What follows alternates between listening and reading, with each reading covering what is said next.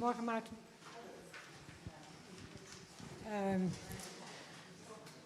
Well, I'll try to start. We now start with the presentation of Bart de Biezer and Annelies Verkest, and I'm going to ask them to introduce themselves to you. I would like to say a word of sorrow for you because it's the last day.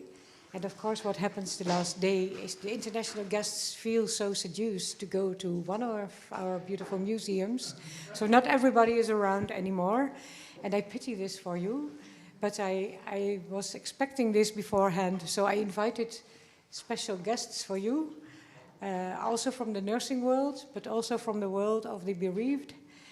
And also an old friend who is influential still in healthcare, if he wants to.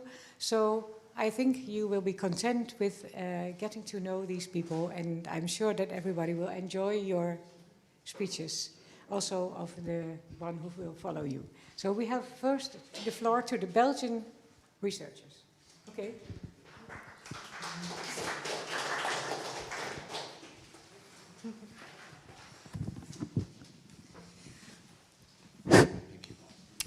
To comfort me, Bart always says to me, Annelies, don't you worry, English is for Belgians only our fourth language, so we'll try to do it. Okay, we'll speak today about family expectations in supporting inpatients with suicidal ideations, and we'll give some perspectives about that. But first, we'll introduce ourselves. Bart is my colleague, lecturer and colleague researcher at the VUVES University of Applied Sciences. That's in West Flanders, the west part of Belgium, in the Dutch-speaking part of it. And we met each other years ago in the clinic St. Joseph, where he still works as researcher, and where I worked at that time as a clinical nurse specialist. But today we will present to you the results of the research project of Yuri van de Walle. Yuri is the one in below. He's a researcher on mental health nursing, on the identity and the roles of mental health nurses, specifically in supporting patients with suicidal ideations. But where is Yuri? Why isn't he here, you could ask. He is no lazy bone who is sleeping now at the moment. He is just expecting his first baby tomorrow. So that's why he asked us to represent him here. Okay, the general outline of what we are going to tell to you. We will speak about the two articles in the right about family expectations of inpatient mental health services for adults with suicidal ideations. That was a qualitative study Yuri did. And on the other hand, we will speak about the nurse's perspective on promoting and preserving safety and a life-oriented perspective, also a qualitative study. We will start with some background. Afterwards, we will discuss the findings from the family perspective and the nurse's perspective, and we will end with some discussion points and the key points, some integrated things we will tell you about family and nurse's perspective. All right. First, some background. I will start with that. Afterwards, it will be Bart who will explain the findings of the two studies. First, I have to tell theories on the suicidal process emphasize the interpersonal nature of suicide. Those theories stress that a person's interactions with his or her family members can represent both risk factors and protective factors for suicide. For example, social isolation or conflicts in some families can increase the suicidal risk.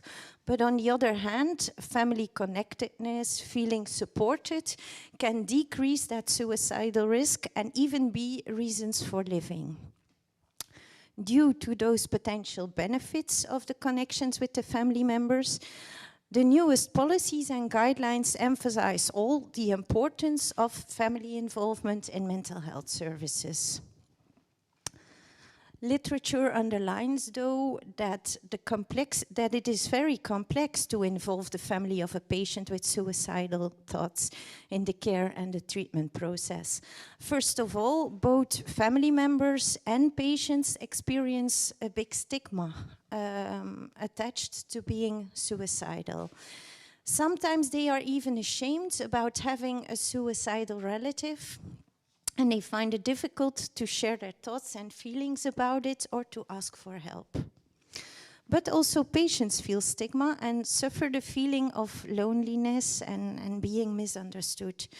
This might withhold them from talking about it with their family or with the mental health practitioners. Literature also underlines the burdens family members face when caring for a suicidal relative. It might be traumatic for family members to face a suicidal crisis, even another suicidal crisis of someone they love. And it can evoke personal feelings of guilt, extreme anxiety, and feeling helpless. Moreover, a suicidal crisis can even adversely affect family relationships. This is even a bigger barrier for family involvement in mental health services. For example, when I, as a mental health practitioner, invite family members to come to the ward and to speak about the treatment or how to help the patient, they could refuse to come because they need some time themselves to recover, or they are very tired of taking care all the time. Concluding, we could underpin that both family members and nurses can play a vital role in the recovery process when patients stay in a mental health service with suicidal thoughts. They can be emotionally available, they can share activities and experiences together, and stay connected with the patient in everyday life. But unfortunately, there is a huge gap between that theory, that procedure, the policies, and the daily practice. Although all those guidelines emphasize the importance of family involvement, it is clear that it is still poorly enacted. Furthermore, we could also say already that studies worldwide highlight that nurses' interactions with patients often lack therapeutic engagement.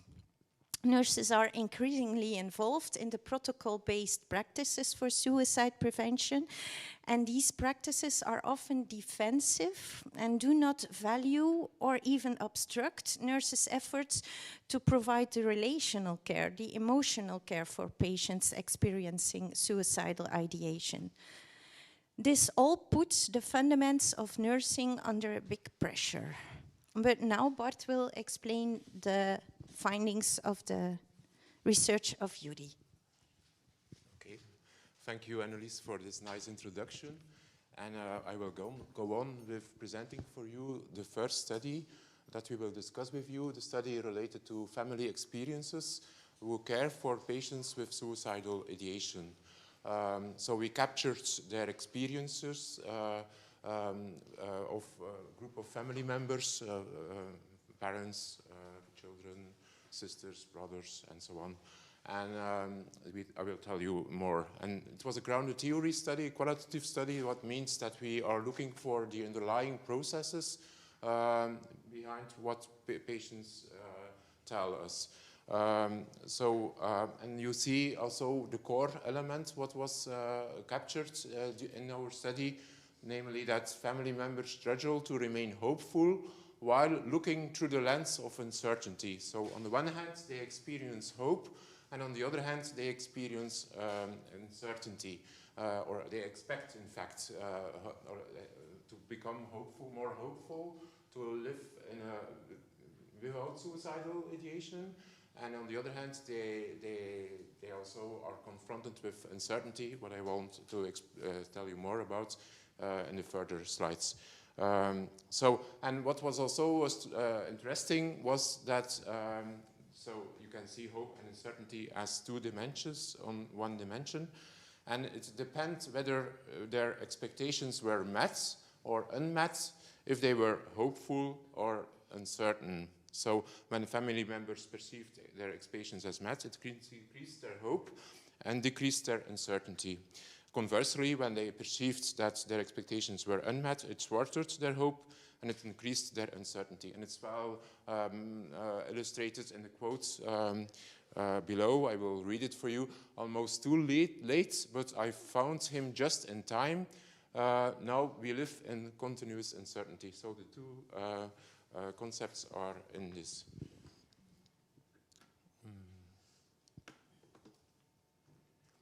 And, but it was also important to say that in the study we find more uncertainty than hope.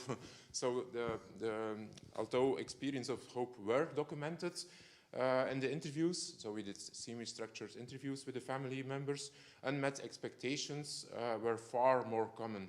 The interviewed family members in this research shared overall experiences which were underpinned by a sense of being marginalized, being sidelined, felt left alone, not at the center of mental health practitioners' attention, and having limited control and left unknown about what happened in the mental health service. That was also very important to mention. The core element was related with 4 sub-elements, as you can read, and I will only discuss the first due to time constraints. The first sub-element assuming safety as a priority, but the other elements are also important to mention. So family members were also looking for a healing environment for their relatives, and they also want continuity of care. And they want to be involved and supported. And it was so important to mention that their expectations were contextualized within their own caregiving experiences. So, for example, for looking for a healing environment, what they did when the person was still at home, for example, was using humor just to give them more comfort, or buying a dog. Because maybe that can distract him and help him and so on, or listening carefully, or giving hugs from time to time. So that was their way to give some relief to the distressing experiences where their relatives were confronted with. And when looking for a healing environment, for example, they also want supportive carers, of caregivers. They want a personal approach. They want also sometimes respite care for themselves, because it was sometimes very difficult for them to always be there for their relatives, and so on. But now maybe I will go on further on the safety. So safety, that was also a primary expectation of family members. Most family members highlighted their experiences of being confronted with their relatives' suicide attempts. So they were confronted time to time with suicidal attempts, and these experiences evoked intense feelings of anxiety, and what makes them constant vigilance and controlling to prevent suicide. And while family members living together, they could no longer leave their relatives at home. Others ensured their accessibility or regularly contacted their relatives to check their moods. And this uncertainty could become intolerable as they felt highly responsible and helpless in a no longer safe environment. So what they expect from the caregivers in the mental health institution, because all the participants were admitted in a hospital, and the family members expected that there also was a safe environment where the relative suicide risk was minimized, and so then their uncertainty could become more tolerable for themselves. And so it's well documented here in this quote of this participant. who mentioned, my mother has suicidal tendencies, and yet she was sent home. That must not be allowed. They must keep her inside and exercise more control over her. So family members want a secure environment, even, and it was striking for us because we are now in a time where recovery care is very common, and all institutions are preparing their personnel or staff to become more recovery focused, and that means that you need to more liberate ideas about safety and so on, and dialogue and conversations together and so on. But in our survey, we saw that for family members, suicidality was a good reason to enact, for example, even restraints. Most family members also were skeptical towards more freedom. For example, if their relatives were could go somewhere unsupervised to the shop or whatever, they didn't understand it.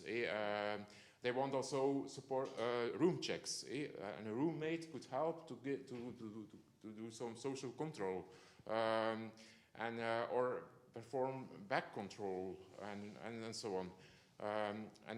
Because they think if there are no medication or little means in the hospital, that they couldn't do something to themselves, and so they want that guarantee, and therefore they expect it also from mental health practitioners.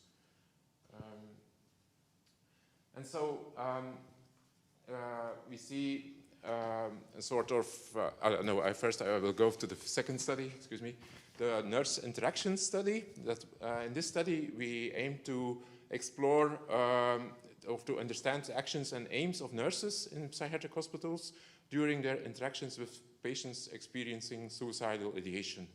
So it was also a qualitative study, also a grounded theory study, also looking for underlying processes and so on. And the main core element that was unraveled was promoting and preserving safety and a life-oriented perspective. So that reflects nurses' aims in their interactions with patients experiencing suicidal ideation. And the analysis of the interviews shows that the nurses' interactions were guided more by controlling than by connecting or collaborating interventions. And that was also interesting. So,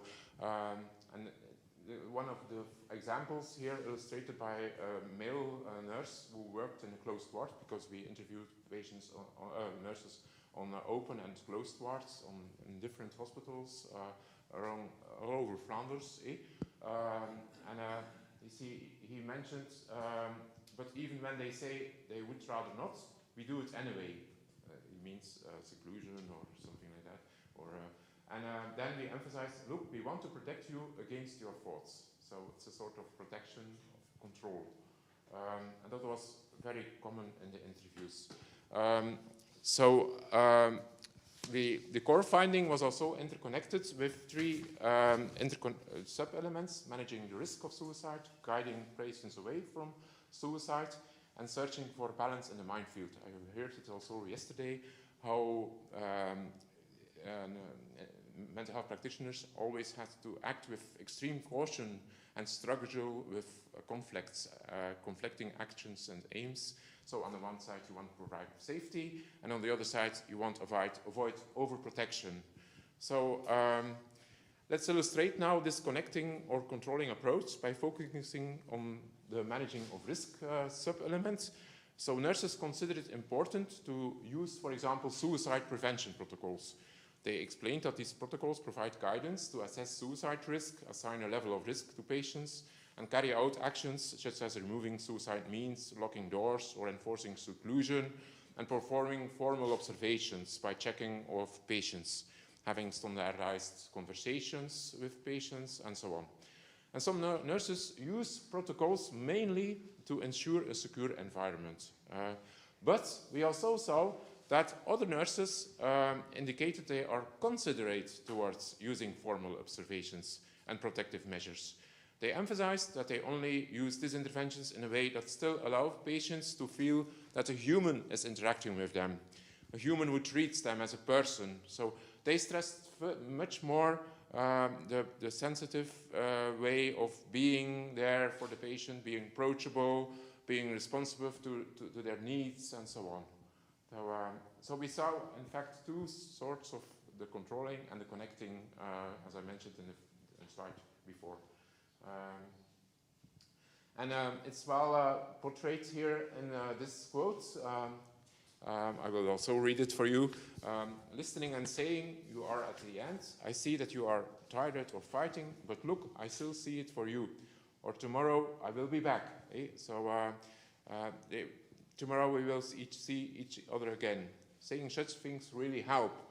I believe such little things means a lot. Use their first name, say good morning, acknowledge them, validating them, laughing, wear makeup, and so on. Being attentive to notice it, to say something about it, and so on. But we also see that when there is lack of time, for example, sometimes this is a trigger to take control. Eh? And for other nurses, lack of time is, in the contrary, an impetus to make a greater effort to establish contact or connection. So we see very different things in the same situation, and that was also interesting. I will give now the words to Annelies to go on with the discussion. Thank you. Okay.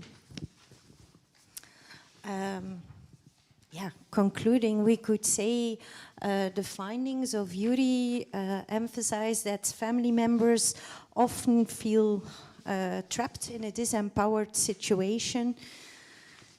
They feel helpless and anxious about suicide. They experience burdensome responsibilities about it. And that's why they expect that mental health practitioners protect their relatives.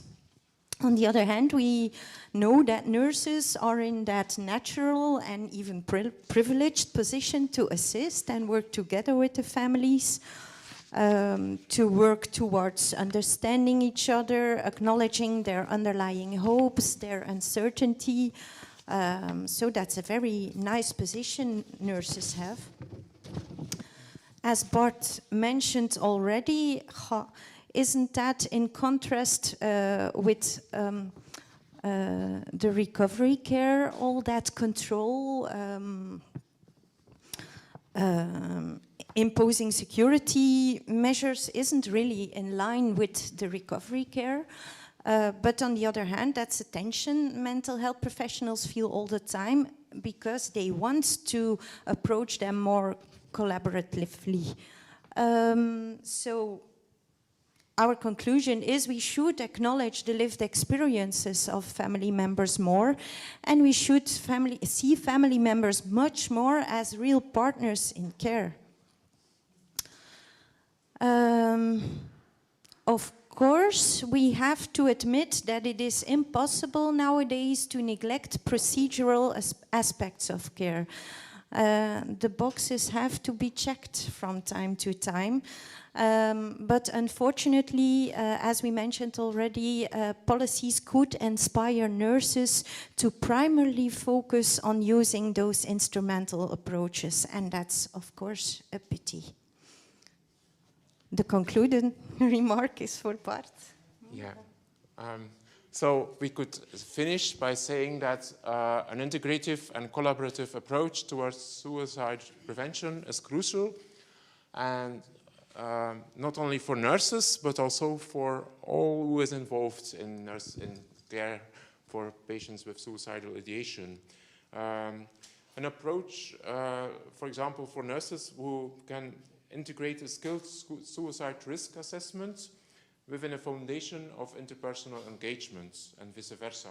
So who are also taken into account, for example, sleep or rest or nutrition or activity or social interaction of patients with suicidal ideation. So they are a holistic approach, in fact.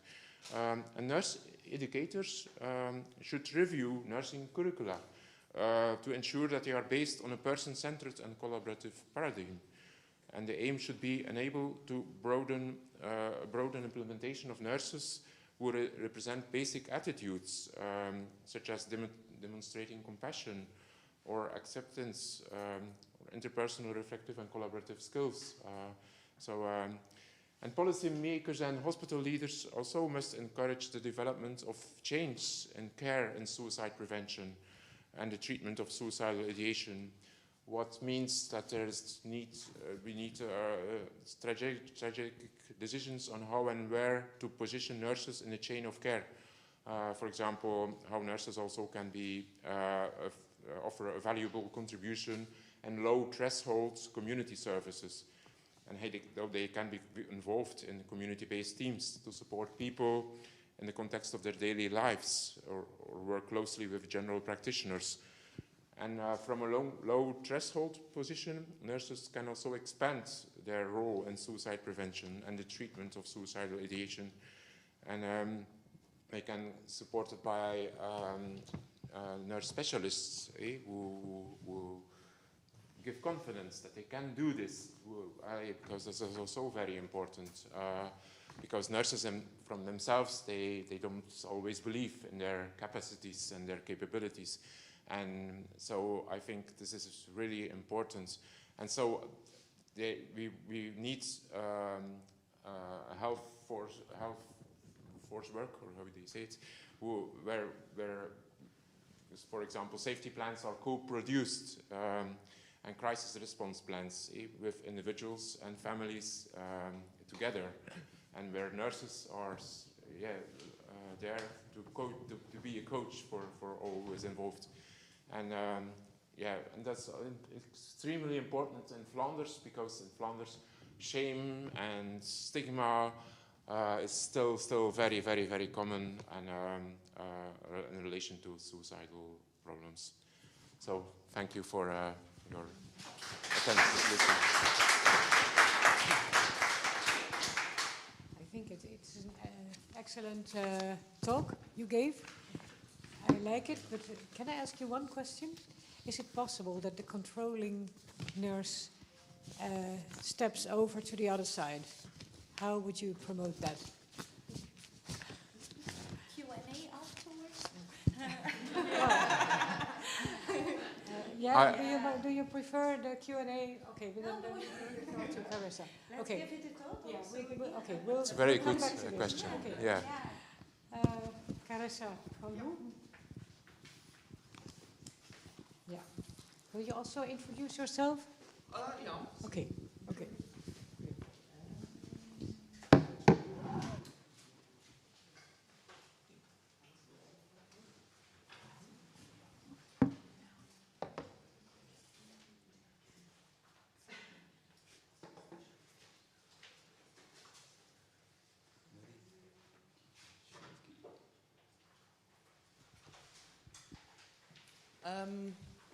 Hello, everybody.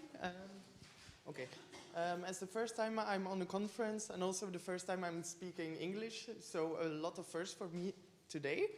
I'm Carissa van Hoe. I'm here today to present you the research my colleagues and I conducted regarding the value of interpersonal engagement and the care for people experiencing suicidal crisis.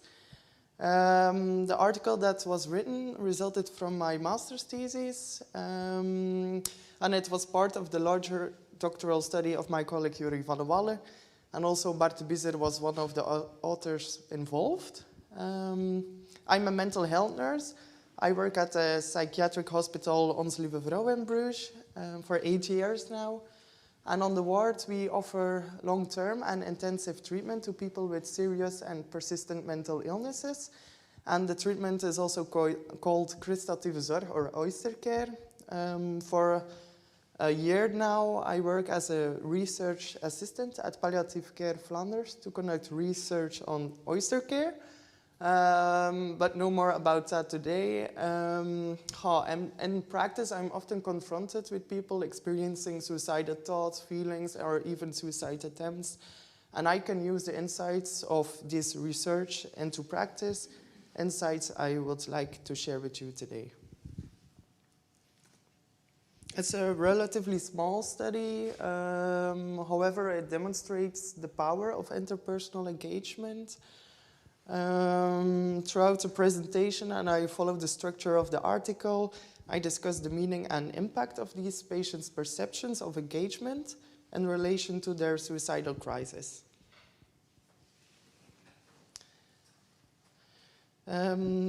The interpersonal relationship between a patient and a healthcare professional is considered the cornerstone of care for people in suicidal crisis. It is important for patients to have meaningful relationships with healthcare professionals in which they have timely, ongoing and supportive contact. And within clinical encounters, such engagement has been related to forming human connections, talking about suicide, conveying empathic understanding, and supporting coping strategies. And these processes, in turn, could inspire hope, nurture recovery, foster effective suicide risk assessments, and collaborative, preventative, and psychotherapeutic interventions. However, clinicians' efforts to prevent and treat suicide are often criticized for representing overly medical and risk-averse cultures, where they employ authoritarian positions and prioritize pharmacological, custodial, and observation-led interventions. And this might lead to people in suicidal crisis feeling misunderstood and approached based on only their medical symptoms and suicide risks, which needs to be managed and controlled. And the emphasis on medical and risk-averse practices often diminishes attention on interpersonal engagement. Now, an orientation on engagement seems natural for nurses and mental health wards.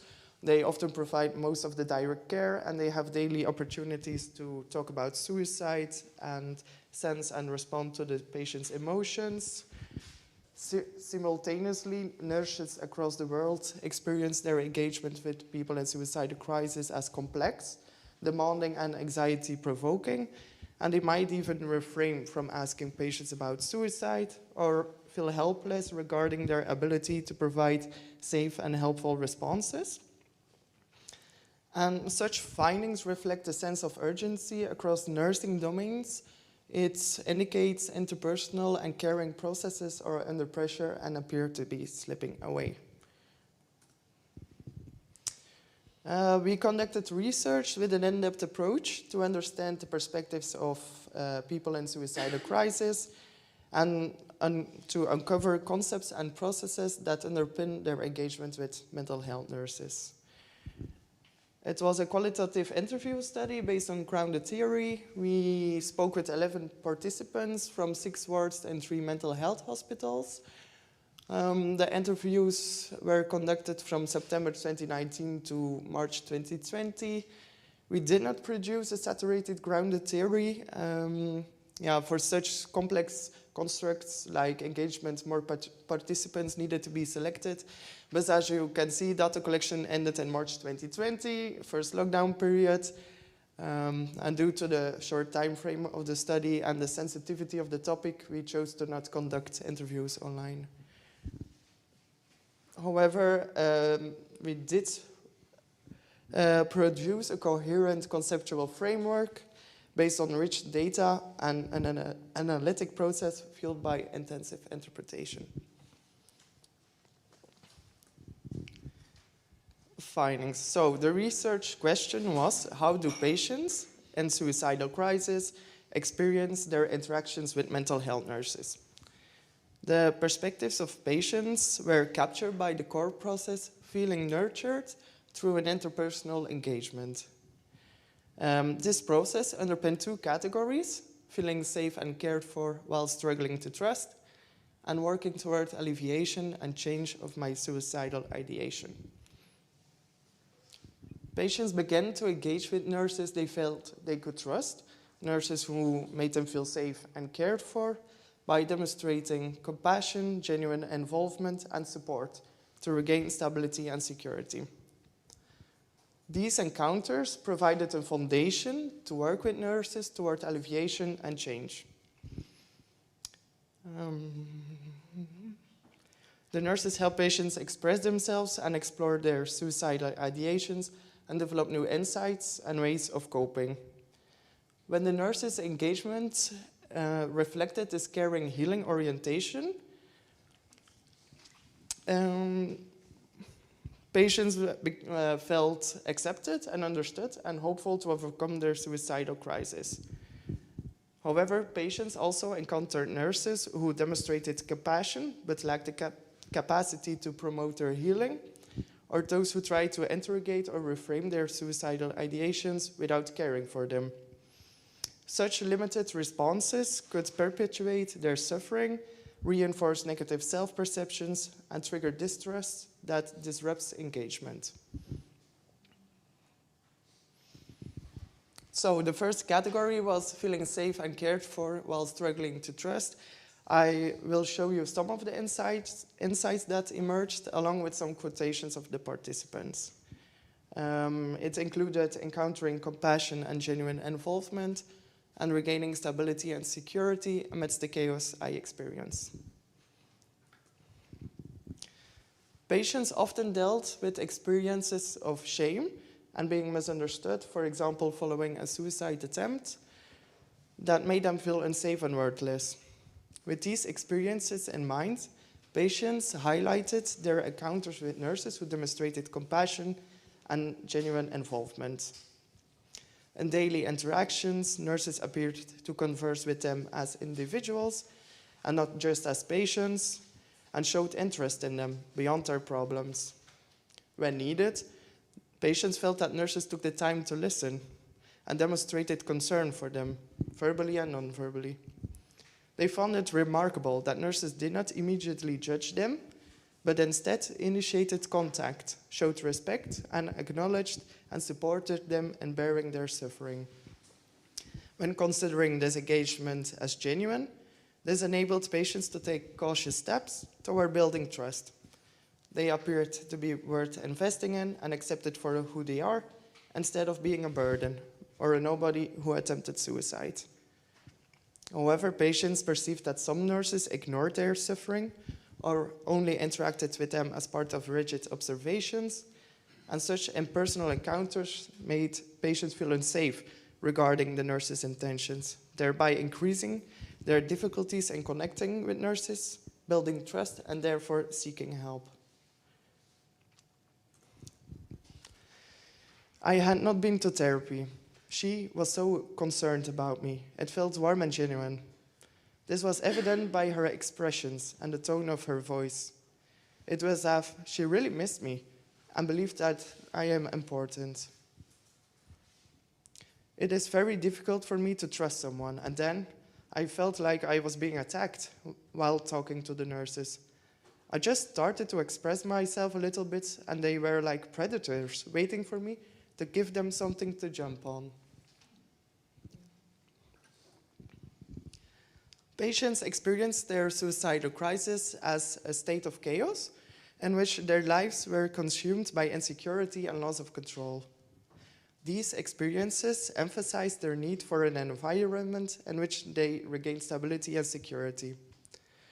For example, patients needed to feel secure enough to share their stories, especially given their tendency to hide or mask their suicidal experiences.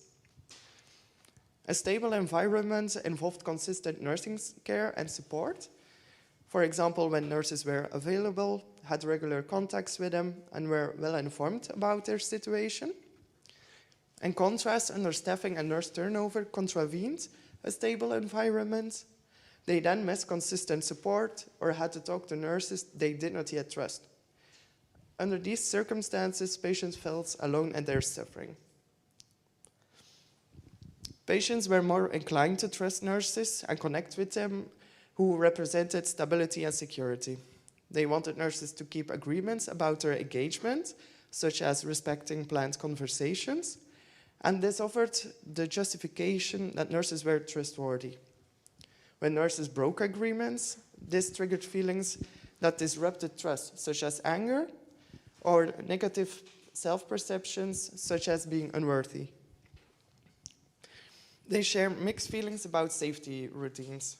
They indicated that it could make them feel stable and secure, but these feelings were nurtured when nurses remained close and were transparent about the measures, thereby offering emotional support and the possibility of retaining control.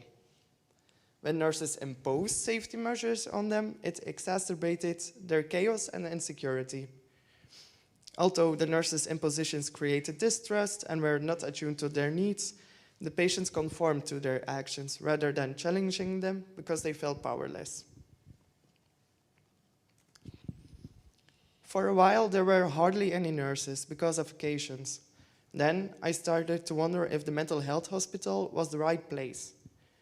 I really need that stability when I fall into chaos. I feel secure when the environment makes me feel safe. This gives me reassurance and confidence to work on myself. If an agreement is made, such as I will contact you again today, the nurse must not say, well, I intended to see you, but I completely forgot. Then I feel misunderstood and too important to be considered. The second category is working toward alleviation and change of my suicidal ideation, and it included being unable to express myself and my suicidal ideation, and being assisted in working through my suicidal crisis. Despite experiences of feeling safe and cared for, patients still felt vulnerable to expressing themselves to the nurses.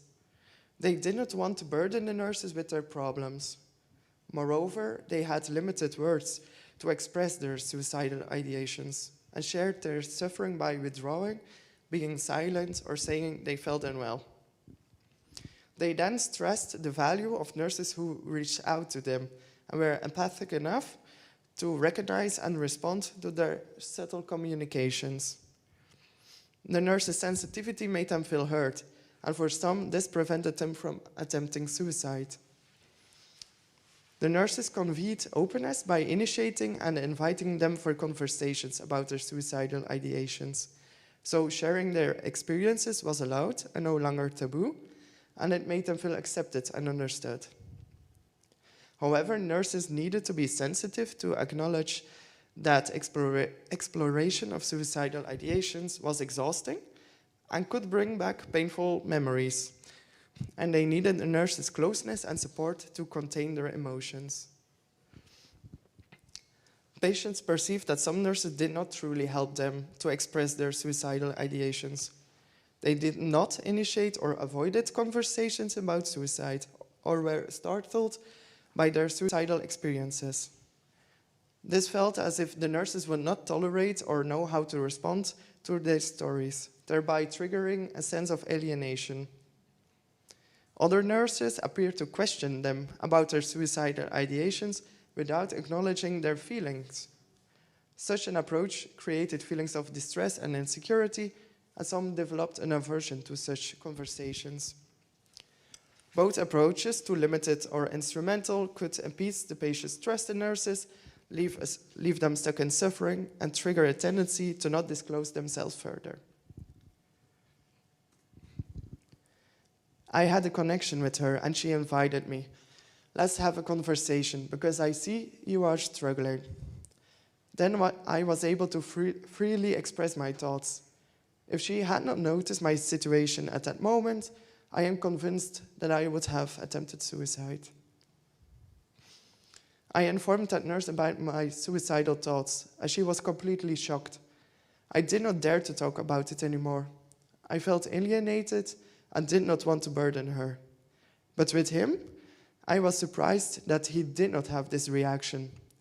I can trust him to share my thoughts, because I know he can work with me through it.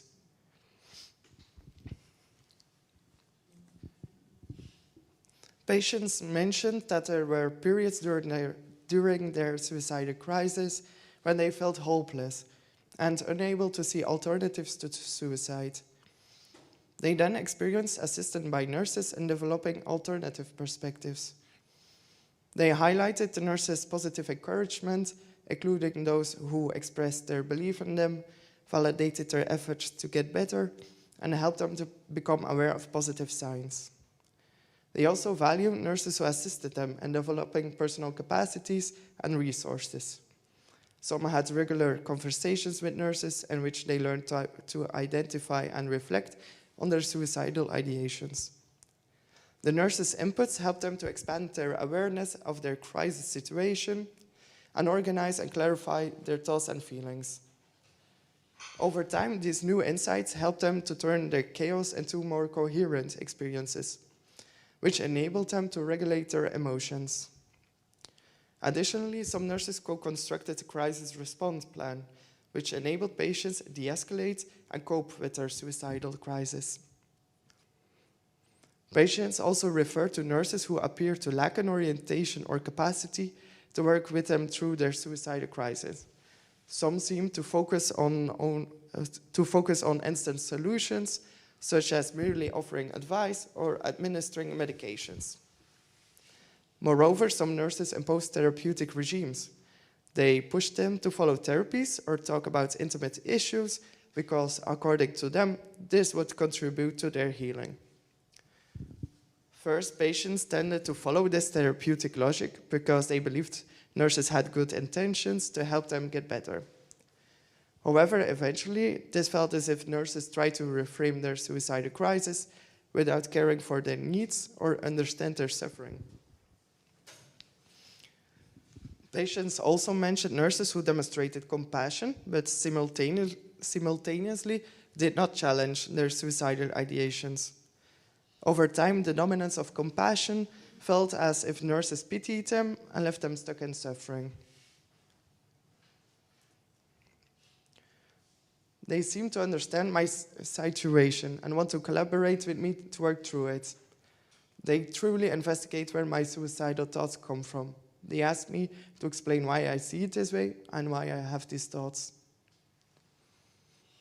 I said to the nurse, I feel unwell, I cannot go to music therapy. But she ignored my feelings and forced me, you have to go, it will make you better. I felt completely misunderstood and went upstairs to write a farewell letter.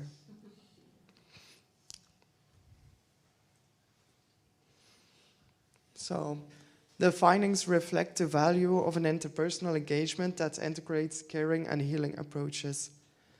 Feeling safe and cared for while building trust has a pivotal role for patients in becoming more open to working toward alleviation and change.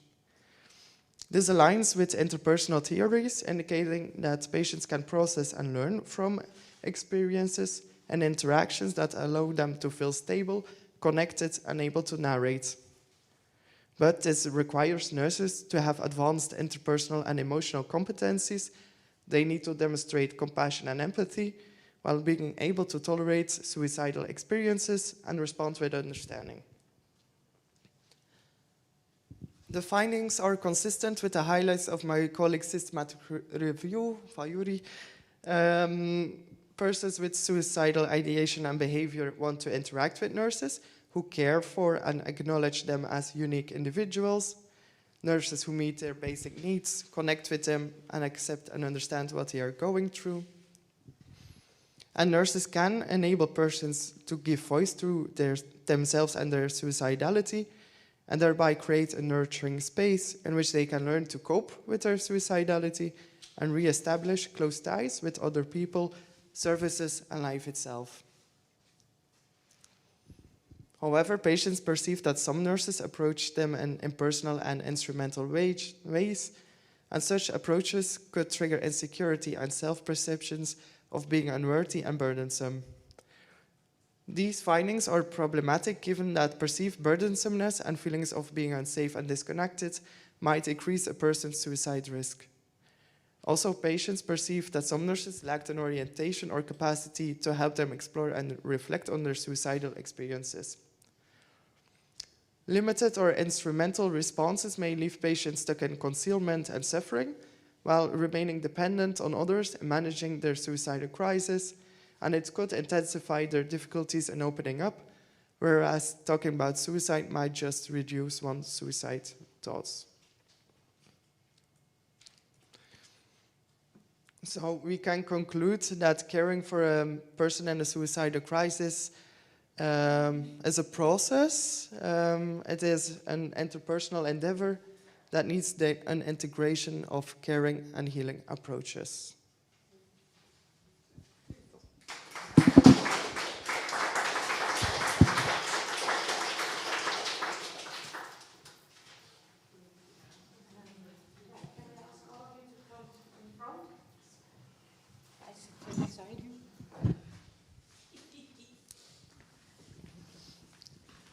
Thank you for your talk. It was wonderful, I think. You've also written it out, and it was a beautiful, beautiful paper. Yeah, it's exactly the heart of what we want to talk about. So let me repeat my first question to the first ones. How would you learn? Because if the protocols are that distracting from human interaction, can't we change the protocols?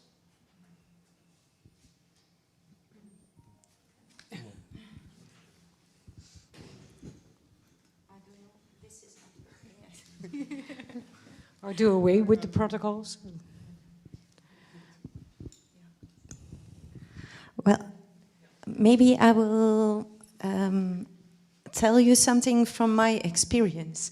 The hospital where Bart and me worked, and he still works there, has one of the managers is a very, very inspiring man. He's almost at the end of his career. At the end of next month, the end of June, he will stop working. But like 10 years ago, he said, we have to change that culture. That needs to change. But how could we do that? And he was first looking for one award in the hospital that was that wanted to be the pilot award to change. And we were all very surprised because the pilot ward was the ward for the young people with psychiatric problems, the ward where there were used coercive measures all the time. They had, I told somebody yesterday evening too, 139 seclusions in a year in 2013. And still the head nurse and 2 nurses in the team were very eager to change the culture. One male nurse that was a little bit older, and the female nurse was a young one, and the head nurse, they were the 3 that were fighting for a cultural change. What was very important in that was that they were very good examples for all the other nurses. Next to that, they had the support of the director, the manager, who supported also a no-blame culture. So if something, didn't work out very well, nobody was blamed, but they were discussing how did it go wrong, what could we learn from it. That was a very important thing. Are you saying that he picked the department where it was really wrong? So the worst department was chosen to be the beginning of the change? Yes. Okay, this is an old lesson. Yeah. We had someone in the Netherlands before, in old times. He Yeah. was called Van der Scheer. And he also said, if we want to do away with seclusion, we start with the ward where the most unrestful people live. Huh? You Yeah. start at the heart of the matter. Yeah. That's where you begin. Yeah. And if that works out, it needs a lot of attention, but there we start. So Yeah. this is a good point. Yeah. One point we have already. Yeah, it Okay, was so- very good. And what did the other nurses do? Yeah. Did they feel... They didn't feel secure at first, but during that year, they looked at the good examples all the time, the dialogue the head nurse and the 2 others did all the time with the young people. Suddenly the head nurse also decided we remove the fence around our garden because the youngsters were climbing over it all the time to escape. They removed it and nobody ran away anymore. And the nurses who didn't believe in it at first saw that those changes worked, and they started to believe in it, and they started to try to dialogue more with the young ones. At the end of 2014, so that was 1 year later, you will not believe it, I think, but they had only 13 seclusions in a year. The year before, 139. I will never forget that. And all the time, the manager was always complimenting them on how they were doing and always trying to learn from it and not blaming anyone. So that was a very nice thing to feel. And they were the example for all the other wards, of course. Are you afraid now he is going to leave? What will happen when he will leave? Well, he has a good follow-up. Okay. She's also very nice. I think she can handle the same culture. But we know her only for since 2 weeks. We know that she will be his, how to say? Follow-up? Yeah, okay. Okay. Yeah. So I'm not afraid. I think she could do it. Can I just say one thing more, Bart? Then, and another thing that I was thinking, that's from my personal experience. My brother-in-law is somebody with psychosis, who suffers psychosis. And I was invited to the ward where he stays now, at least 10 times in the year 2021. And it was to have some conversations that we call, yeah, you know it for sure, open dialogue from Jaakko Seikkula. That's the one from Scandinavia. And from my experience, I believe that the concept of open dialogue can also be very, very useful, or could be very useful to use for people with suicidal ideations. I'm sure of that. Is everybody familiar with open dialogue? I don't think so. Maybe? Yeah. Can you explain it a little bit for the A little people bit, and- yeah, for sure. From the beginning of when he was on the ward, I think the second week already, everybody who was in connection with Brecht, with my brother-in-law, was invited to the ward. And we were sitting in a big circle with all his caregivers and we as a family, and we were discussing like all equals. He was there, of course, too. He was not well at that time. He left the room all the time, came back, left, came back. But still, we had that conversation for 1 hour, and we talked about how we look at the future for him. And it's very healing. Now we are already at a point that we have made a safety plan together. So yeah, it's fantastic. And I think to involve family members from patients with suicidal ideations, it would be a very nice concept to use too. Is there anyone in the public who wants to ask about this? Yeah, Lindsay wants. I will give you a microphone because I can. Oh, okay. Oh yeah, you should. Yeah, you should take my role. You mean? I will do very well. I'm happy to give some comments. Okay. Okay. You come over here then. Do you want me to? Yeah, okay. Later on. Maybe I think there may be questions for Carissa, and then there's a comment written by Ian Marsh because of your written I just text. want to add something. Yeah. Maybe it's also interesting. We also are experimenting in a certain way, but it's not experimenting. It's we experience that it works, but with also new ways of using, for example, new methods to put people in a situation where they experience oppression, like forum theater. That's also a way that you can use because what was your question to change the people who are controlling. Sometimes the classic way is to discuss things and in dialogue and so on, but for example, using drama in ways in teaching and so on, and also you can use it also in the workplace. That also can help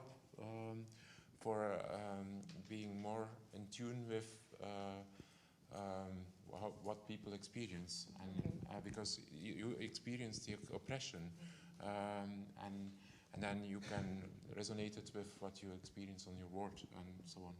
Okay. So I would like just to add. Yeah. Okay. Is there anyone beside? Yeah, here's a question, but I asked Ian Marsh to comment. I sent him all your texts, so he has written a written comment. So that's also. So I asked you before, and Jantien has got one question. Yes, I have a question to Carissa.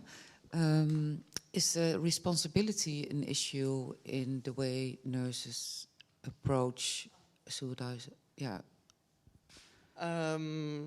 Yeah, I think it's more your study, the nurses' perspectives, but from practice, for sure, when something happens, I experience nurses if something happens, we are responsible. For example, a patient who is suicidal or experienced suicidal ideations is feeling better, she wants to leave the ward to go outside, it's positive risk-taking.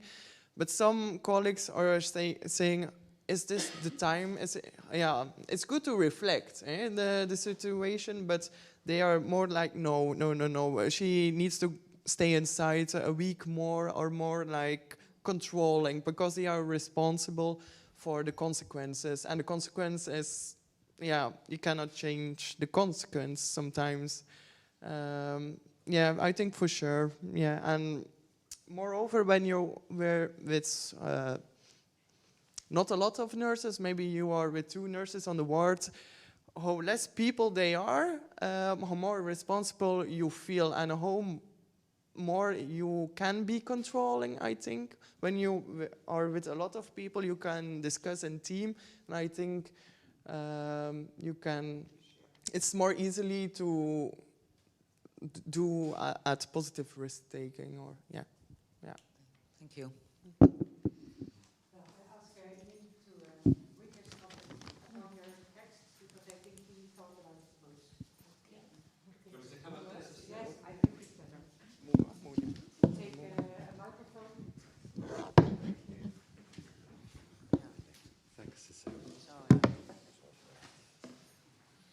I've got quite a lot of notes, and they're kind of on lots of different pages, so I try and keep it coherent. And I just say thank you to the...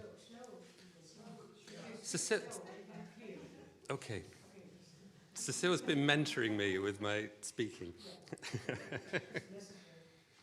Okay, and I just say thank you to the speakers. They were really lovely studies, and they kind of highlight some of the excellent work that goes on, but in such a complex space, and a space that's quite problematic, I think, and hard to get right. But the kind of efforts to try and make things as good as possible, I think is fantastic. I just kind of, in case you're wondering why I'm here and how I'm qualified to comment on your studies, I kind of justified that just very, very quickly.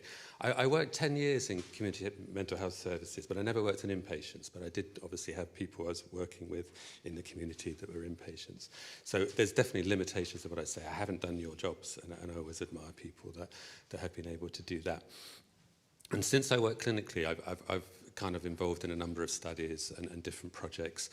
And I think one of some of those that may be kind of relevant to your work is working with people, talking to and working with people that survive suicide attempts and have been inpatients, and trying to find out from them what they think is a good service and what how services could be different.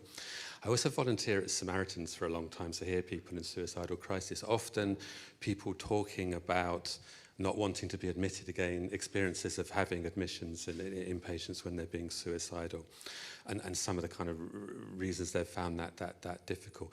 Sometimes people obviously found it really life-saving and helpful to have had an admission, but other people very wary of being admitted again.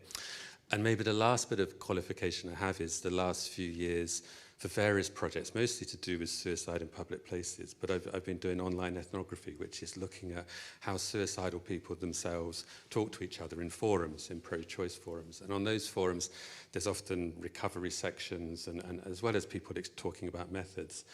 And again, what seemed to strike me from that work is just how hard it is to think of an environment that would kind of helpfully kind of support people when they're in a suicidal crisis.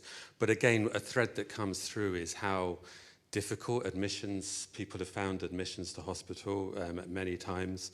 And again, this is the point I'm coming on to, not because of the nursing approaches or the individuals they've seen on the wards, but because there's something fundamentally problematic about that kind of involuntary, restrictive kind of approach. And I think your papers highlighted that really nicely, that there's actually a system set up that you have to work in.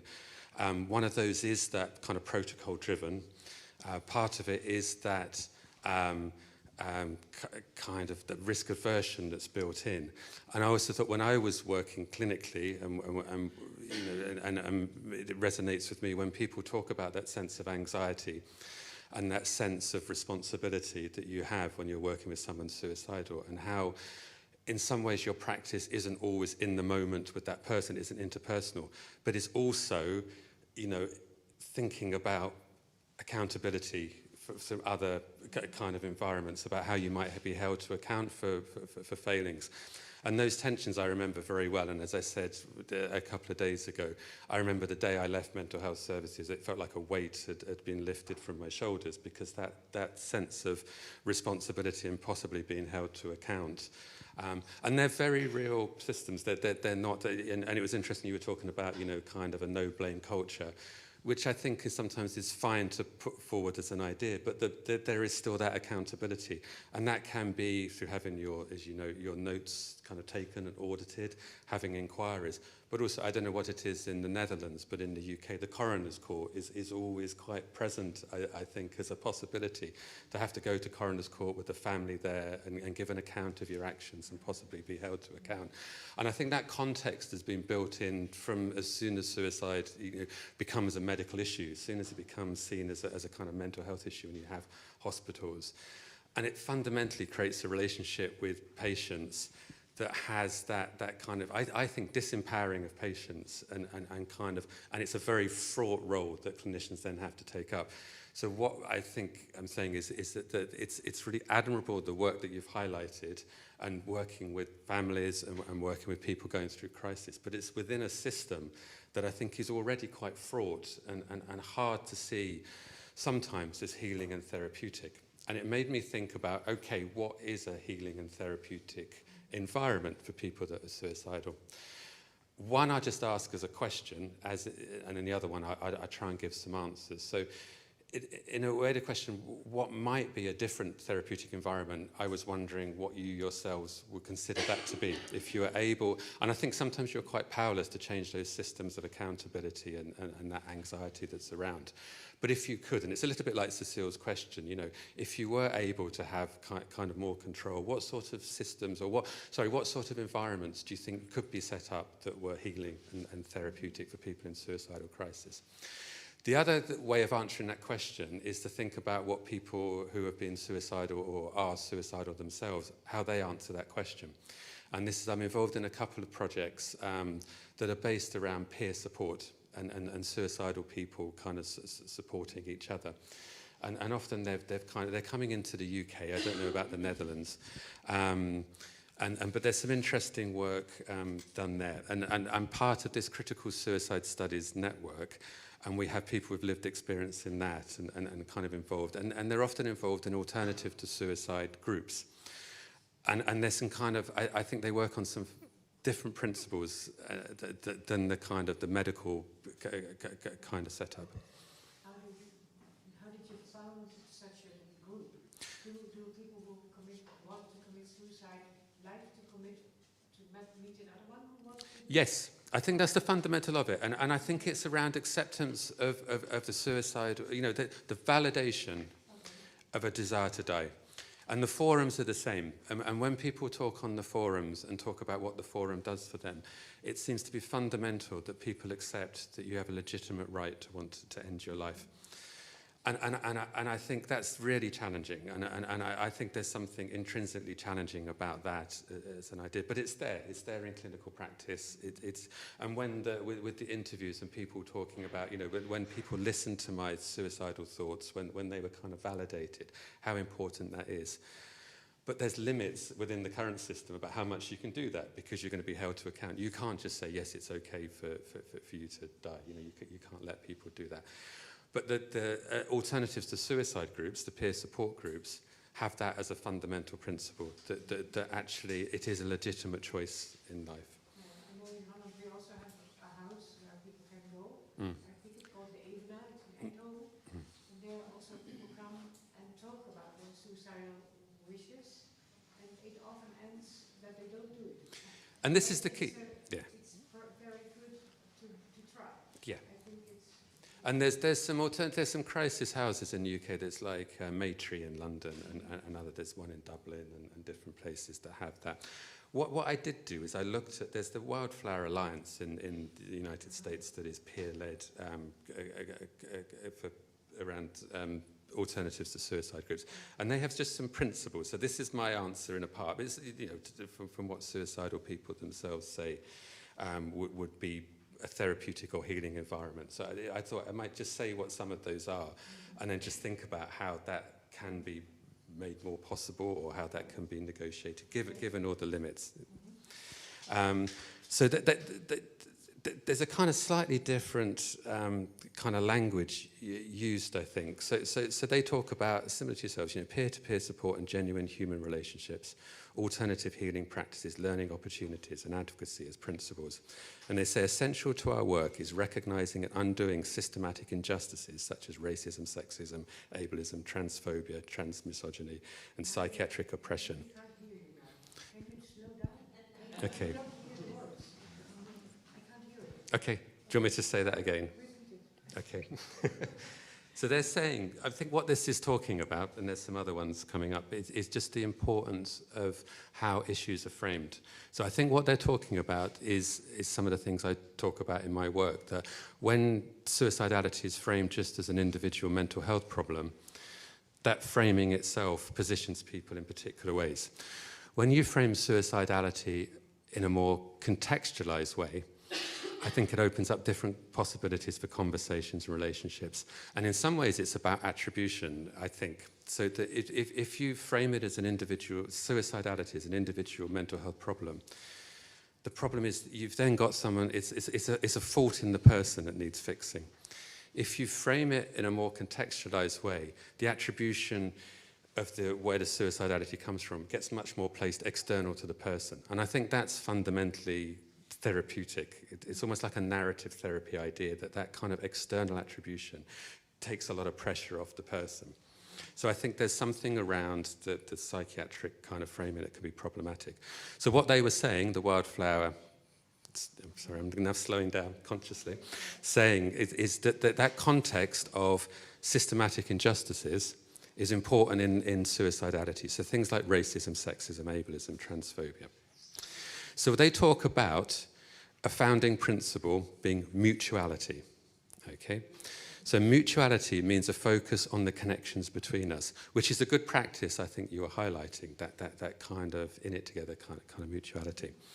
And they say we all have the potential to give and receive support and to learn from and be impacted by one another.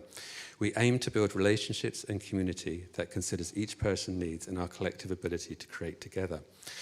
But I think what that is suggesting, and the other ones that are coming up, is an equality of relationship that might be therapeutic, that is necessarily absent when you have a power relationship based on coercion and involuntary admission and restriction. So they say there are no fixers and people being fixed within our community. So it's a move away from the traditional kind of relationships we've talked about. So they say we will not act as therapists, caseworkers or healers. It is assumed that all people who become a part of the Wildflower Alliance, this peer support group for support or learning, will also pass that benefit along to others in some way. So I think it is a different kind of relation of power within that. Each of us has the potential to move, question, change, act, teach, or lead and share. In doing so, we also have the potential to inspire others to do the same. And we seek out opportunities to raise up marginalized voices. Okay, so then they talk about healing environments. What makes a healing environment? Privacy is respected. We can share the lessons we learned from one another, but should leave behind any personal information. This is interesting, I think. It is always someone's personal choice when and how they share parts of their own story, even if they've shared something publicly in the past. So the importance of privacy. We strive to make spaces as accessible as possible. Around that's around language and accessibility, physical accessibility. And they say the impact of trauma on our lives is real. And I think there's, again, the framing around that people are experiencing the difficulties in their life, often because of what's happened to them, rather than what's wrong with them. And so I think that kind of trauma-informed approach can be important in the kind of the principles. So, and they say, in creating trauma-sensitive environments, it is important that we are mindful of how our choices affect others. This includes paying attention to how we say things, such as tone, volume, assumptions, and creating shared agreements to address community needs as they arise. So there are lots. I just read maybe one more, and this is again that idea about how issues get framed and the importance of that. So they say we are committed to creating environments that acknowledge and work to undo all types of systemic oppression. We strive to achieve this through a mix of setting limits, creating learning opportunities that including asking us to examine our own privilege and power, and supporting one another to understand how we've come to believe what we believe. And then the last one I'll talk about, we all have responsibility for caring for the spaces we hold within our community. So I think they're principles about relationships, so that's kind of interpersonal. But within a system, if you like, or a set of principles that includes an acceptance that people might choose to die, even within that support and accepting that. And they're spaces that are created as alternatives to statutory care, if you like. So the woman I know, Jess, in Colorado, in Denver, that runs one of these, she says, yeah, it's difficult. You have to accept that people might die in that group, that people might choose to do that. But you have to have that risk in order to create a space where people feel that they can be themselves and open up to kind of that support. But I do wonder whether that would ever be possible within a statutory, what I would say a statutory space where you are held accountable. So they were my reflections really, just on what was said. Thank you. Thank you, Cecile.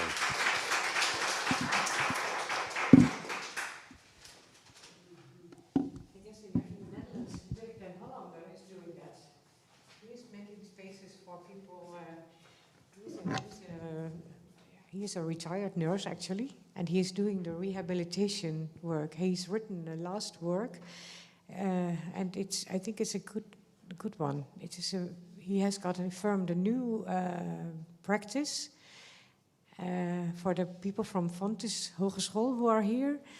It is in Helmond, and it's very nice. It's called Nijskoen, and it's a kind of walk. Nijskoen, and it is nieuwe schoenen. Yeah, nieuwe schoenen, Nijskoen it's called.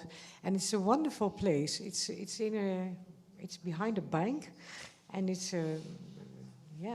not a real fancy building, but there are people coming in there, they're chronic patients, and they can walk in there, they can make music, but they start the day with a kind of round table, and they tell their problems, and it is a wonderful, equal space. Nothing is prohibited. No one, everybody who wants to come in can go there. Also, you don't have to be a patient, but no one is refused. And Dirk den Hollander is leading that. And there's one other guy, but they are not really leaders. They are just there, and they create the space that it's all possible. But it's a wonderful project, and I think this is really exact like what you are telling about, but it's not that all these people want to die, of course, but it's the same thoughts. So that's what I wanted to add. You want to ask something? Jij wil iets vragen aan Ian? Aan de sprekers. Okay, the sprekers are asked to get back here because there are questions in the room. Ja, jij komt er ook weer.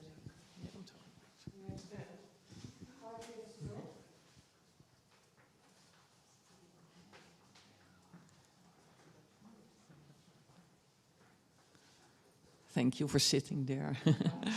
I'm also a nurse practitioner, mental health, and I wondered if you are familiar with my colleague Hans van der Weijden.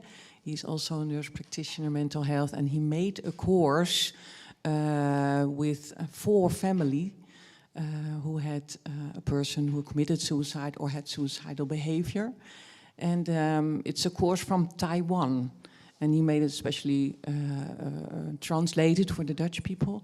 But I didn't know if you were familiar with him. To give the family a course for one evening. And the family said afterwards they were happy to talk about it, but also feel more comfortable and not that restrictable to their family or their relatives. So that was my first thing. And the other thing was, in your ward in Belgium, are they also familiar with rooming in from family in the ward? So they can...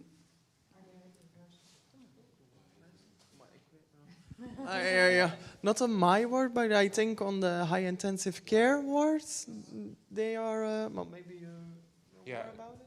There is a hospital in Flanders, Sint-Niklaas, St. Hieronymus. It's a famous hospital where they do many projects to involve family members. And they have very chronic patients in a certain way, people who are very disturbed, for example. And then people can also, for example, when people have to be secluded, families can be there for them. That's the project I remember from them. Yeah. It's not common. No. But No. Okay. Okay. Tamara, you wanted to ask a question?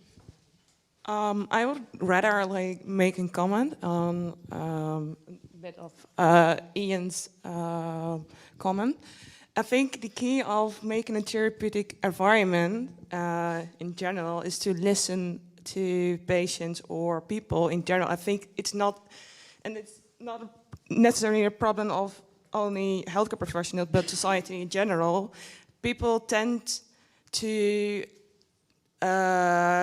judge in the sense of when someone is telling about a problem, we tend to say, "Oh, it could be worse. Oh, it could be also like that." So people feel often that they are not seen, that they are not listened to, and I think that is the key in not only preventing suicide, but also preventing all other various mental problems. Because I think the biggest problem we are dealing with here is the taboo. People are scared to talk about it.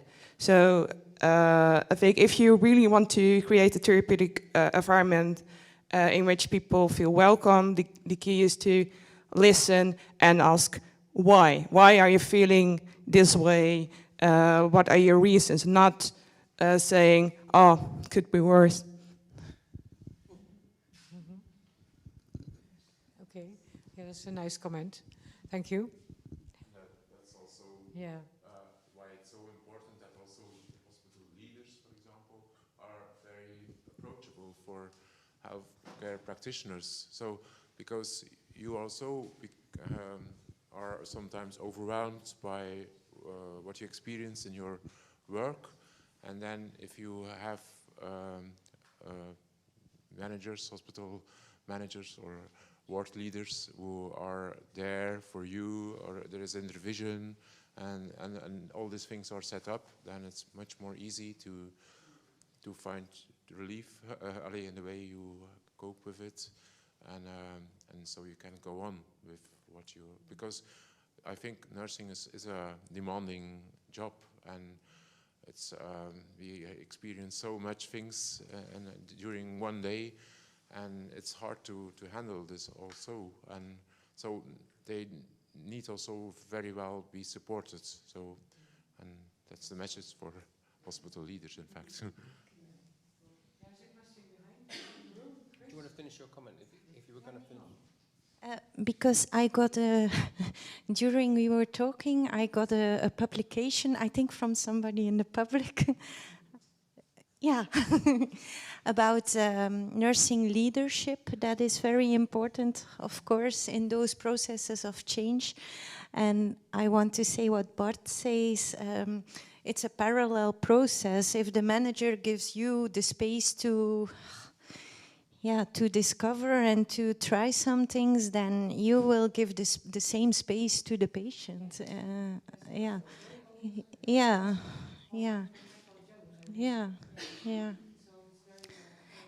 And just the normal nurses on the ward should stand up and try these things, and try to be a leader, and Usually they do not dare to do that also. No. There are also managers who ask them not to. Often when there's a lot of problems in the ward, people get their mouths closed. Shut, They are not allowed to talk. So there's a problem there. Chris Miller, what would you like? Thank you so much for your talks. I'd like to ask about power, if I can. We talked a little bit about the privilege of nursing staff and the way that there is a sort of an experience and expertise and some authority. And I wonder how this interacts with co-producing care plans or crisis plans, having, listening to patients, listening to what they want. Because at some point there has to be a limit. There has to be a limit to what a patient wants or does not want to do. And I sometimes feel that a lot of this very well-meaning and very progressive emphasis on we must listen to patients and we must be as accepting as we can, when that starts to press against ideas of harm and damage and ideas of maybe irresponsible life choices, the listening stops, and has to stop in a way because somebody is considered to be doing damage to themselves. And I just wanted to think a little bit more about power and how actually, as much as we might want to listen to patients who are in crisis, there is also a very secure idea of what is damaging or what is irresponsible or what is harmful, and that does cut across this idea of listening. So I just wanted to ask you what you think about that. For my research, the participants said, okay, there are periods that I experience as a loss of control, and I really need that stability. And they need nurses who offer that stability by saying, for example, you can't leave the ward this weekend, we have to protect you to your impulses. And the participants, one said, that's okay, it was good afterwards. At the moment I thought, oh, is this necessary? But afterwards I thought it was okay, because she said to me why it was needed and if it was okay for me. And it was a negative moment that I couldn't leave the ward, but it was a positive moment with her, and it's let the trust growing, and she felt more connected with the nurse. And another participant said, I couldn't leave the ward, but I was waiting a whole day, can I leave, can I not leave? And I asked the nurse, and she said it like in the middle of the hallway, oh, you can't leave this weekend because this or that. And she felt like, oh, that was so important for me, and all the other patients saw and heard it, and that was not okay. So it's okay, you do measures, but the way you do it, it's very important. Yeah. Okay, there are questions raised up. Can you handle the phone to Mark? Thanks, mate. Might be considered a follow-up question. You said in your presentation, or maybe in one of the answers, that there's still 13 cases of seclusion and isolation, down from more than 100 a year. Would you consider that a valid use case? Was it, in those 13 cases, the best available care, or is it something that you still aim to eliminate? I think it was 2013, 2014, so I don't remember all the details, of course, but I know that many of the times that the nurses decided not to do a seclusion, afterwards they thought we'd better done it. Yes, that was one of the things I remember very good. And it was the first year, so it was really trying. From the 13 they did, they could also mention some of them were not useful. So both were the case, yeah. I think we have to stop now because there are some people who are taking trains and they want to go. So, and it's time because the next session will be as interesting as this one. So we'll take a coffee break. Okay.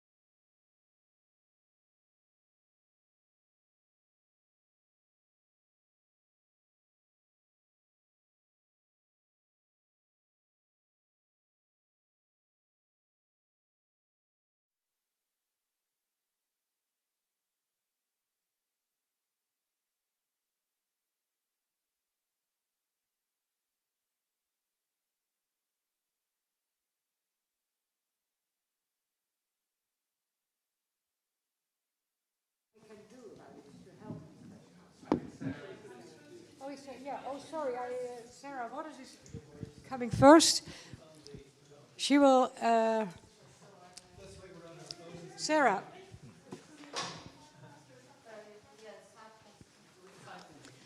Yeah. Sorry. Yes. I give you the word. Sorry. Don't worry. Well, that's the paper.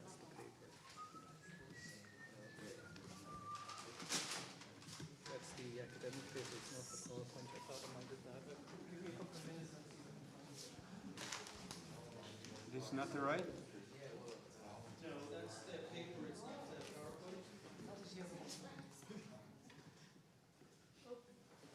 So do you want me to get started?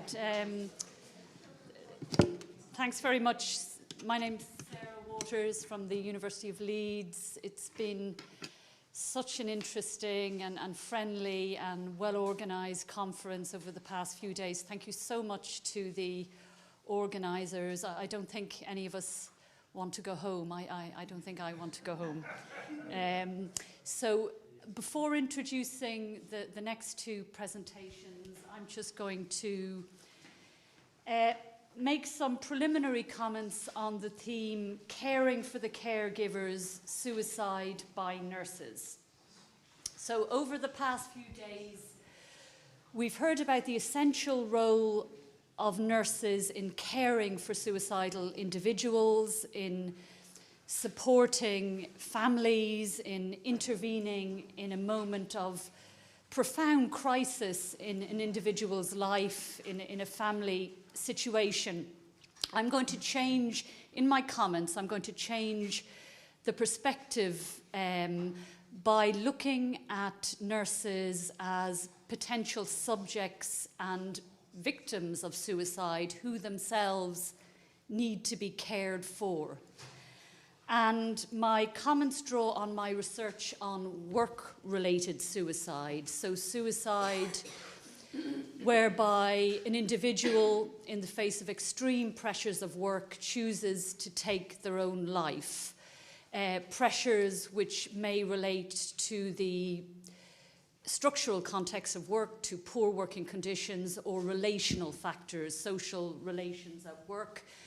My research has focused on France. I'm a professor of French studies, and so I looked in detail at 66 cases of suicide between 2005 and 2015, and I analysed the suicide notes or suicide letters to look at how individuals themselves describe the factors which push them to such an extreme act. And more recently, we have done qualitative work on suicide cases in the UK. So my notes are a little bit all over the place. Yeah, so a few words on work-related suicide as a phenomenon. Employment, we know that employment and having a job can be a protective factor against suicide. Yet the majority of suicides today occur amongst working age adults, many of whom are employed at the time of death. And just to give you a few statistics, in the United States, over the past 2 decades, suicides amongst working age adults have increased by 40%. In Japan, to take another example, the phenomenon of karojitsuto, or suicide by overwork, is considered an urgent public health priority on which the government has passed legislation. In France, to take another example, a government report from last year found that 10% of all suicides across the population are work-related, were deemed to be linked primarily to work-related causes. So, turning to nurses, what do we know? What is the situation regarding suicides in the nursing profession? We know that nurses are at higher risk of suicide than the general population, and are more than 4 times more likely to die by suicide than people in any other profession. In the UK, the Office for National Statistics has set out the suicide rates across the medical profession, and it lists 33 categories of occupation, everything from hospital porters to paramedics to medical secretaries. Of those 33 categories, nurses have the second highest rate of suicide. The highest suicide rate is amongst home carers and carers more generally. So again, the very high incidence of suicide within the caregiving profession. Between 2011 and 2018 in the UK, 360 nurses took their own lives. So what are the causal factors or stressors behind nursing suicides? Recent studies, and there aren't very many of them, have shown that working conditions and structural factors are very important. Long hours, irregular working patterns, high levels of work-related stress. Nursing is one of those professions where you are exposed on a daily basis to human suffering, to human trauma, and the psychological effects that can have. One of the cases that we did look at in our UK study involved a 35-year-old mental health nurse who was working in a high dependency unit. And she wrote a very detailed suicide note. We also looked at the coroner's reports and studied the full documentation linked to her case, talked to family members, talked to colleagues. And those working conditions were very evident in her case because she was working 12-hour shifts. She had very irregular working patterns, and the sense of how that disrupted and destabilized other parts of her life. And she felt, as she expressed in her letter, that she couldn't have a social life, she couldn't start a family because work had really encroached on every other aspect of her life. Suicide by occupation is a gendered phenomenon. The highest rates of suicide by occupation are amongst both male-dominated and female-dominated occupations. So amongst men, construction is the obvious, is the classic example. Also amongst skilled trades. Amongst women, nursing and the caring professions in the UK, also amongst primary school teachers who are in the majority women. So there is, I think it is complex and it is beyond structural factors. There has been work recently on emotional labour and the impact of jobs which require emotional labour. By that I mean jobs which go beyond technical skills, professional expertise, nursing, teaching, etc., that require an investment of emotional and psychological resources, that require something beyond the technical and professional boundaries of a job. And certainly in the UK, there has been increasing research on doctor suicide. There has been increasing resources put into preventing and understanding suicide amongst doctors. Nurses have been somewhat neglected within the medical profession, both in terms of research and suicide prevention resources. So I think more attention given to the specific nature of nursing, both the structural pressures, the working conditions, but also the emotional labour aspect of the job and how we can use that to inform suicide prevention methods and measures and improve working conditions for nurses. I'm now going to move on to introducing, I think they've already sort of been introduced, but I'll do it again. So our first paper is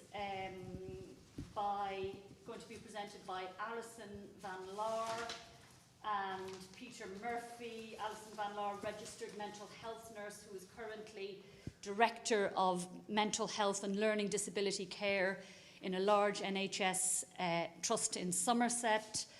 Peter Murphy, a senior clinical psychologist within the Irish Health Service Executive and works in adult mental health in Galway University Hospital. Both of them are keenly interested in suicide and suicide prevention. And the title of their paper, Balancing Between Care for Suicidal Patients and Prevention of Impact of Service Users' Suicides on Mental Health Professionals. Thank you very much. Is this working? It is working. Thank you, everybody. And what we'll do, we'll start off by just introducing ourselves a bit more. So my name is Alison Van Laar. You can see I have a Dutch surname, Dutch father, no Dutch. All my cousins speak perfect English, but I never really learnt it. So myself and Peter, so Peter was a colleague of mine when I was staying in Ireland. I'm now back in the UK. And I was an advanced nurse practitioner in liaison psychiatry in Ireland. So my job every day was assessing risk. And in mental health and psychiatry, we assess two risks, first of all, which is, are you going to kill yourself or are you going to kill somebody else? So that was the prime bit of my job when I was working in liaison psychiatry. So myself and Peter, we did peer supervision together, and we were identifying the amounts of suicide and trying to look back at the suicide and having time to reflect on patient suicides. We did some work. We looked at the psychosocial characteristics of people that had died by suicide. We did that by looking through the post-mortem books.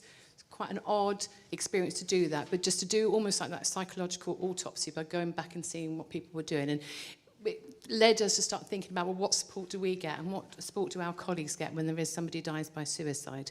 So that's why we primarily started this study. So, I don't know if you want to say anything, Peter. I'm hogging the mic. You're fine on the mic. I think I can be heard. Yeah, okay. So, I'm passionate about this area. The other thing is with any kind of trauma, if the person starts telling you a story, that's probably a good thing from a therapist's point of view, because it means you're probably hitting on the trauma. You've moved away from those skills that we talked about earlier. So the trauma for me and for lots of people was that a person died by suicide. And I was wondering where my training was for that.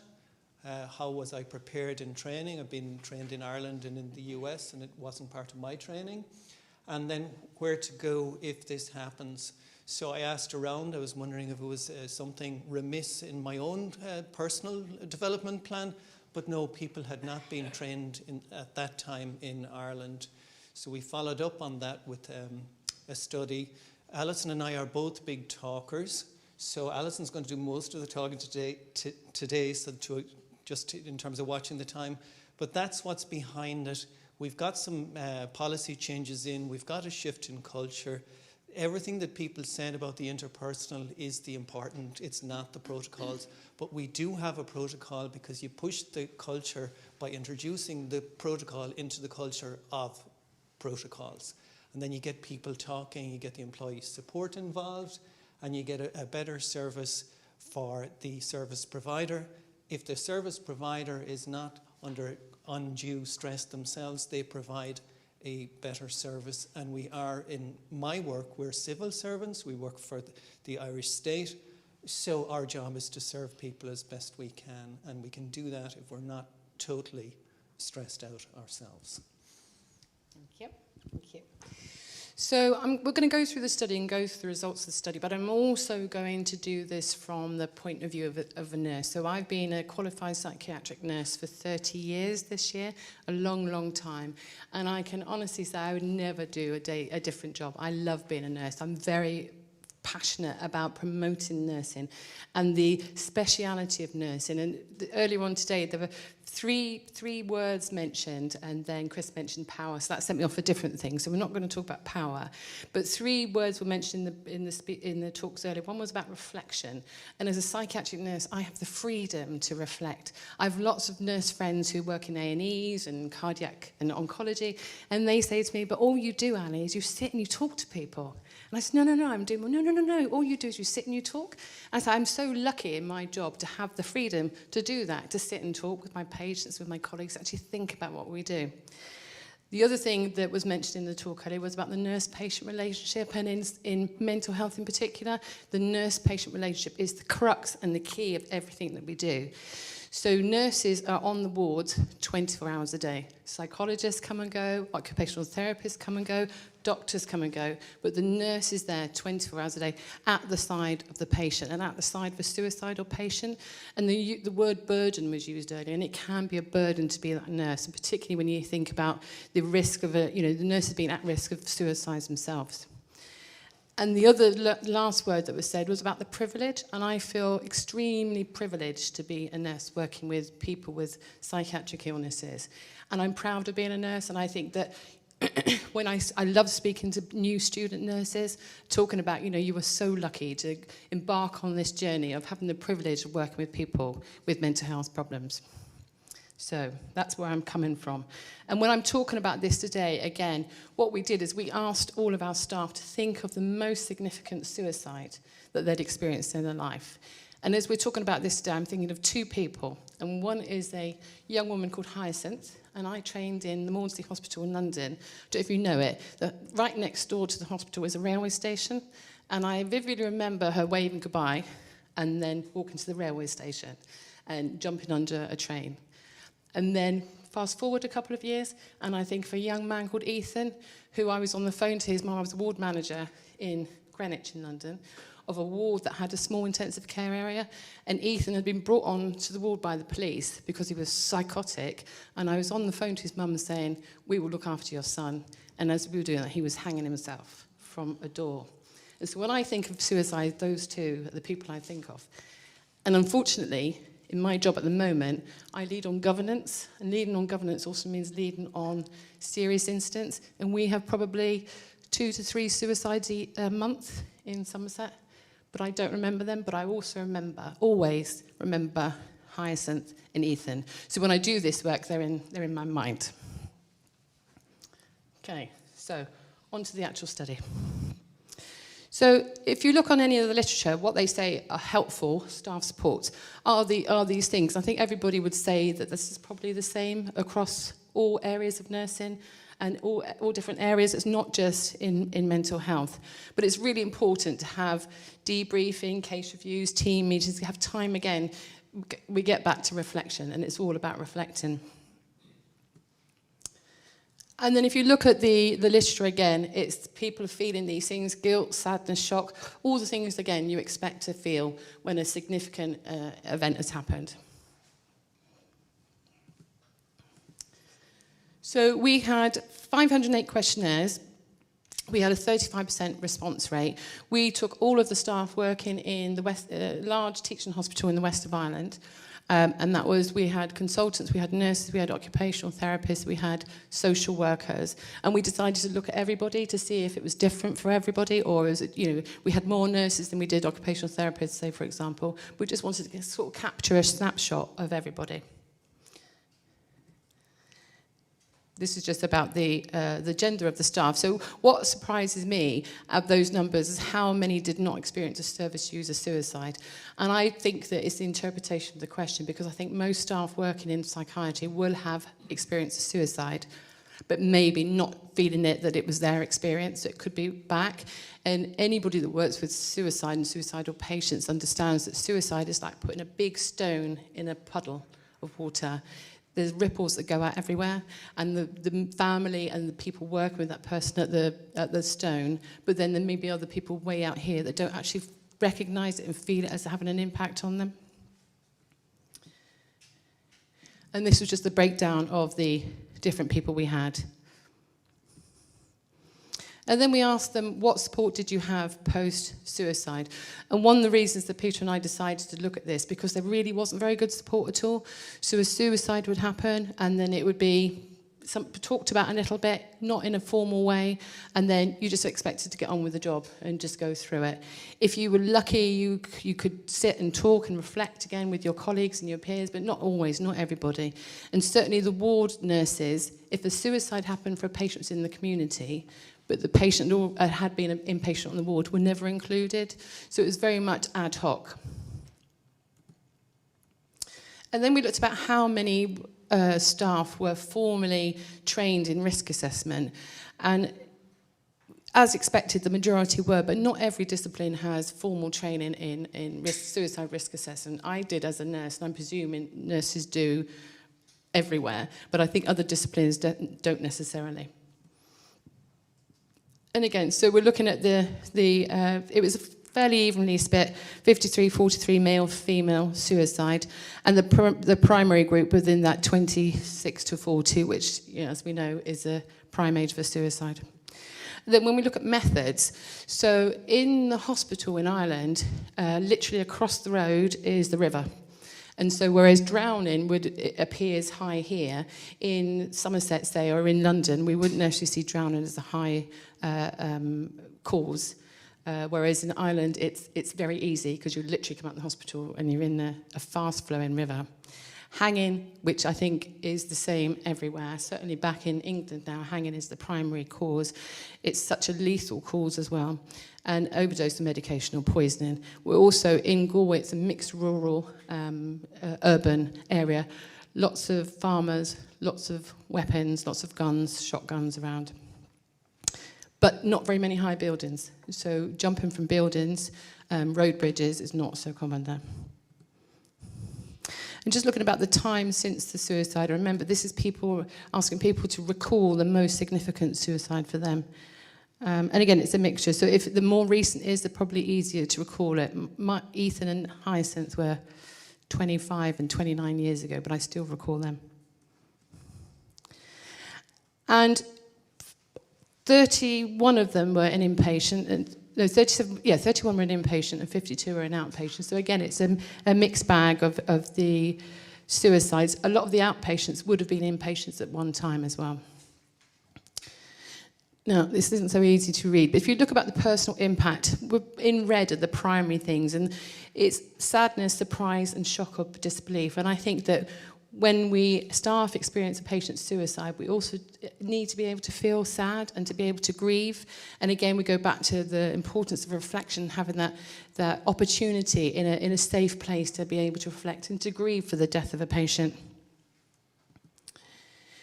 The other thing, of course, you get a heightened awareness of risk. So when I was in my liaison psychiatry role, if a patient had we assess them as having a medium risk, not a risk that needed them to stay in hospital. If something happened, you become, your positive risk taken is reduced because you're starting to panic and you feel fearful. And then you have to recalibrate yourself actually and just sort of say, actually, no. One thing we can't do, we can't see inside somebody else's head and we can't tell exactly what's going to happen and we don't know. I think the thing with psychiatry is very subjective. I think we can use assessment tools all the time, but at the end of the day, we don't know. They only tell us part of the story, don't they? And then these are some of the quotes that we had from staff about the patient, the service user's personal circumstances, the therapeutic bond, and the feeling of guilt. And I think those comments would be fairly the same if we did this in the Netherlands, we did it in lots of other countries. I think nursing staff and clinical staff feel the same thing, really. I think this one about the therapeutic bond, again, that's going back to that nurse-patient relationship and how close you can become to a patient and how much a patient will share with you. And that feeling that, you gave a lot. And feeling, the normal stages of grief as well with a patient. They're feeling angry towards the patient and sad about the patient's death. And feeling guilty. And we all try and have a no-blame culture, but we all know that if you were the last person to see that person, you have some blame. You probably know in your mind you didn't do anything wrong, however you still feel it, and you never forget that feeling. and shock. And I think all of us have been shocked when we've heard that a patient has ended his life, and you think, oh my God, that person was just having a great life or starting anew or so positive and there was hope.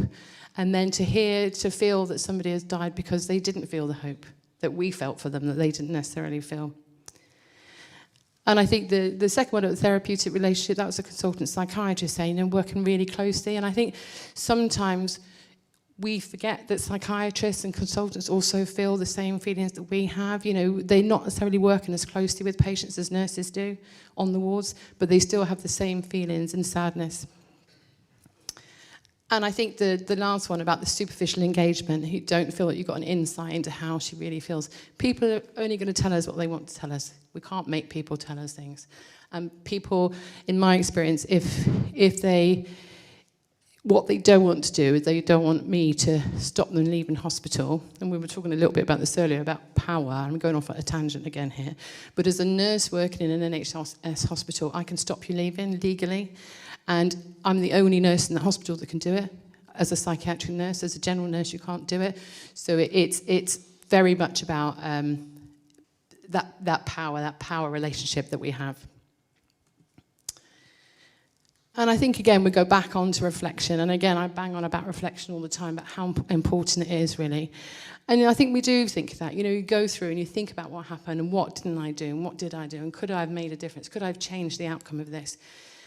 And it's about sort of thinking about, what can I learn from this and move on to the next patient and the next case. And then we talk about changes in professional practice. And I think it is very much, like I say, it's about you do become less likely to take positive risks or more fearful of taking positive risks, really. And I think the desensitization is very true. So when I was working in liaison psychiatry, we would see up to 13, 15 people a day working in the emergency departments and on wards, and you become very desensitized to it, and you have to be really cautious and careful about that.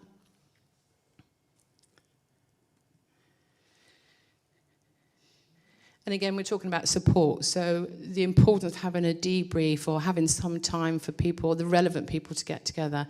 And the people that you think are relevant might not be the relevant people. So again, it's a bit like that stone in the pond. There are other people in the wider circle that may have been affected by that particular suicide. And it's about considering those as well. So, conclusion really is that we understand that a patient's suicide impacts mental health professionals, and that's across all the disciplines, personally and professionally, both a positive and negative way. And I think that the important thing is what we were saying, like we were saying earlier, it's important to have that open dialogue and talk about it, and offering and developing support for staff so that they do have that opportunity to reflect and learn from the events. So I think, like I say, it's important to improve the awareness and think about the wider pool of people that are affected by patient suicide. Very much more open communication about it, and need to have this open dialogue about cultures where, say, for example, in the Netherlands, where you do have the euthanasia, compared to Ireland, where it's a very Catholic country, and the stigma and everything else that goes with the suicide in Ireland is an interesting mix, really. So I don't know if Peter wants to say something? Yeah, just to add to that, the mandatory training is nearly 100% now, so people are getting trained. The other thing is we've started to go into the colleges in the last few years. This is a couple of years old, to undergrads and to clinical psychologists in training. You do a piece on what you think yourself about the right to die, your feelings on suicide. It's done sensitively. We have safety pieces in place, obviously, for that. There's a piece on training, including talking about this work here, on what it's going to be like for you should this happen, and it likely will in your career. And then there's other pieces on self-harm, and where self-harm does and does not overlap with suicide. There's also pieces on trauma and trauma focus. I think Lucy Johnson is someone I've read. If you haven't read her, it's definitely worth looking her up. This is quite easy to find. But there's a whole other piece around connecting properly with people. I loved the talks because everyone was talking about that. There's a piece on safe wards as well, which is starting to come in. There's things like mutual expectations. I expect that you don't break the furniture, the staff might say, and that the service user might say, I expect that you don't treat me like you know what. So there've been a lot of changes in the last few years, as there has been in all over the world. There's change, but to try and get it knitted into the culture is important. And then the people that participated in the study, including the researchers, were from several disciplines. And if we're not working together, then we're not changing the culture, because it can be great for psychologists to do their psychology thing, nurses to do their nursing thing, occupational therapists to do their thing. If we're not working together on the wards and in the community, we're not providing the best service that we're capable of providing for service users, and we're not looking after ourselves as well as we ought to, because some of our supports came across discipline. So and informal supports from colleagues, as you all know. These are the human beings in your life. These are your family away from your family. And if you have a culture where people are afraid to do anything, or afraid to act, or afraid to take positive risks, with this type of an approach, you allow more openness around that and support, so people aren't as afraid to look after people as best they can. And then, as has been said already, people do make choices. We might not agree with their choices. We're contracted to have them not undertake that choice. But we'll have done the best that we could do, made those human connections, followed our protocols, and hopefully we get a better service, whether it's in Galway or in the Netherlands or wherever it might be. So that's it from myself anyway.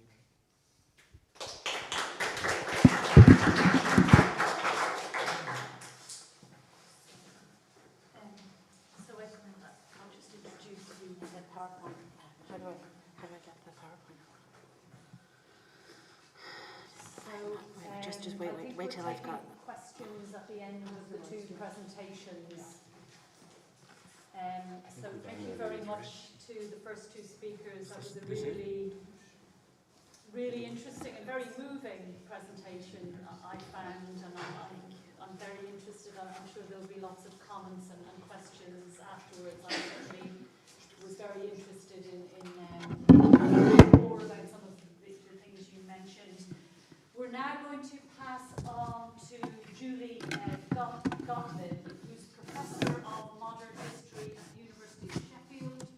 She is the author of 2 monographs on women in politics in the interwar period in Britain. Her current research examines an epidemic of crisis suicides in Britain on the eve of the Second World War, and the title of her paper is on the screen: Suicide in Times of Crisis, Lessons of History for the COVID Pandemic. Thank you, Julie. Thank you. Is this microphone working? Well, okay, thank you. So back to history. We end with history. We've had some brilliant and very insightful discussions of very current practice, which always makes me feel very useless and inadequate. But I'm going to use hopefully some of my historical knowledge and reflections to see if they are useful for thinking about framing and possibly even impacting policy and practice in dealing with suicide and suicide prevention. So here we are in late 2020, in the spring of 2022, slowly, undecidedly, and haltingly emerging from chronic world crises and global pandemic, and in the middle of another crisis that touches us deeply, but for most of us, we are experiencing it vicariously, namely the invasion of Ukraine. Living in the UK, since 2016 and the EU referendum, I've found it too easy to draw analogies between the 1930s in Britain, the period that I study, and our present. I'm not suggesting that there is any kind of perfect symmetry here of unfolding events, but rather that the emotional, the affective, and the psychological repercussions of political crises are frighteningly familiar. It is the emotions evoked and the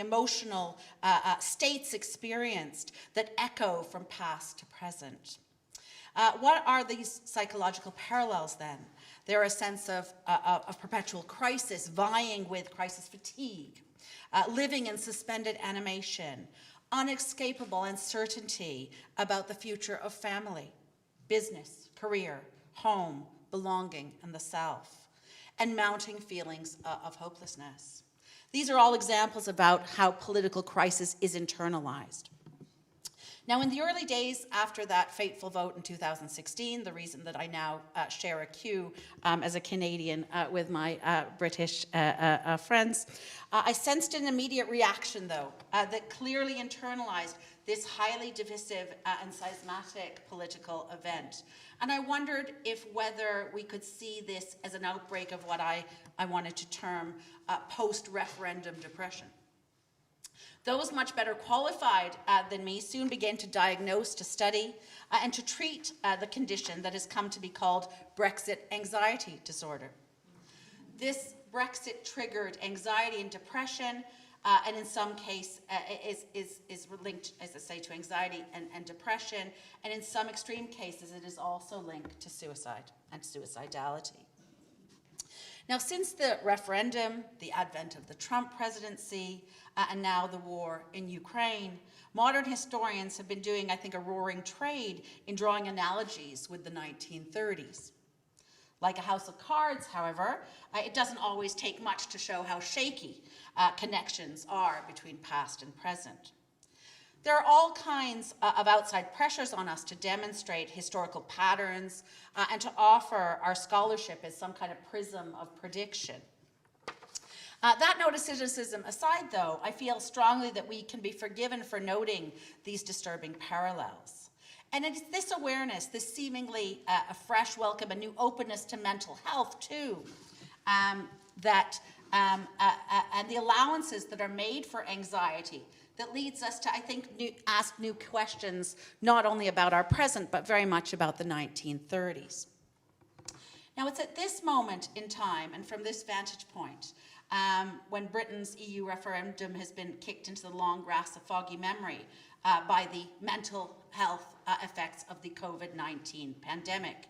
It's at this moment that I would like to reflect even more.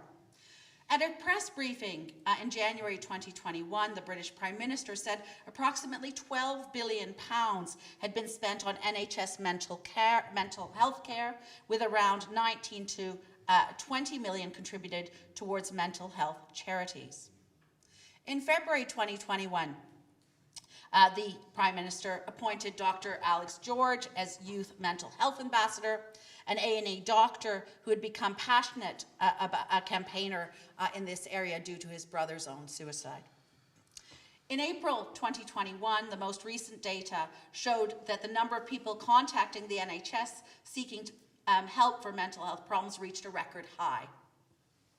The vocabulary of the pandemic has been much about the threats, as much about the threats to mental health as it has been about the threats to physical health.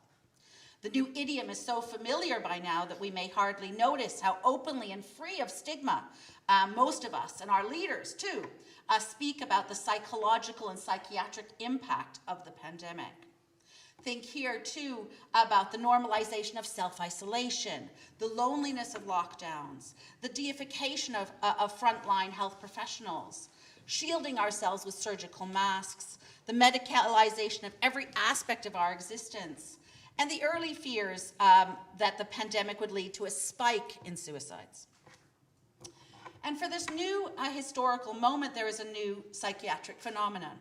London-based psychotherapist Owen O'Kane has called it post-pandemic stress disorder. The establishment of the International COVID-19 Suicide Prevention Research Collaboration is a clear indication, too, of what was expected. As the Samaritans, the most active of suicide prevention charities, have noted, evidence from the National Confidential Inquiry and the University of Manchester suggests suicide rates during the first national lockdown in England had not been impacted in the way that many of us were concerned about. So based on early findings, and with the caveat that the full statistical picture has not yet been made available, a study published in The Lancet did not find a rise in suicide rates in England in the months after the first national lockdown began in 2020, despite evidence of greater distress. This is indeed fortunate, and it is a relief, of course, that suicide rates have belied expectations by not increasing, and in fact, decreasing slightly. The Economist, the magazine, has called it a welcome reprieve that suicide has become rarer in the pandemic. However, the overall trends are cold comfort to many who have nonetheless thoughts of taking their own lives, or those mourning people who have succeeded in suicide. With specific reference to nurses, and I'm of course echoing things that Sarah's already said, the Laura Hyde Foundation said that according to its own investigations, at least 226 nurses across all settings had attempted suicide in this period between the 1st of April 2020 and 30th of April 2021. Why? Well, a combination of the relentless confrontation with COVID deaths, emotional distress, exhaustion, and occupational burnout are understood to help explain this spike in suicide ideation and suicidal thoughts. So how do the history of nursing, suicide, and crisis converge and coalesce? There is a strong correlation between personal desperation, suicide, and national crisis. Across time and space, this correlation or this causation is something that has been diagnosed and constructed by clinicians and coroners, by academics and artists, by politicians and pundits, by the media, and by suicides themselves. Clearly, these issues and the ever-growing concern about suicidality and suicide at times of real and at times of media-magnified political crisis resonate with all of us. This pressing problem echoes across borders, across time periods, and across disciplines too. The issue is so pertinent at our moment in history because changes in suicide rates vary detectably with changes in the economy, such as downturns associated with higher rates, upturns with lower rates.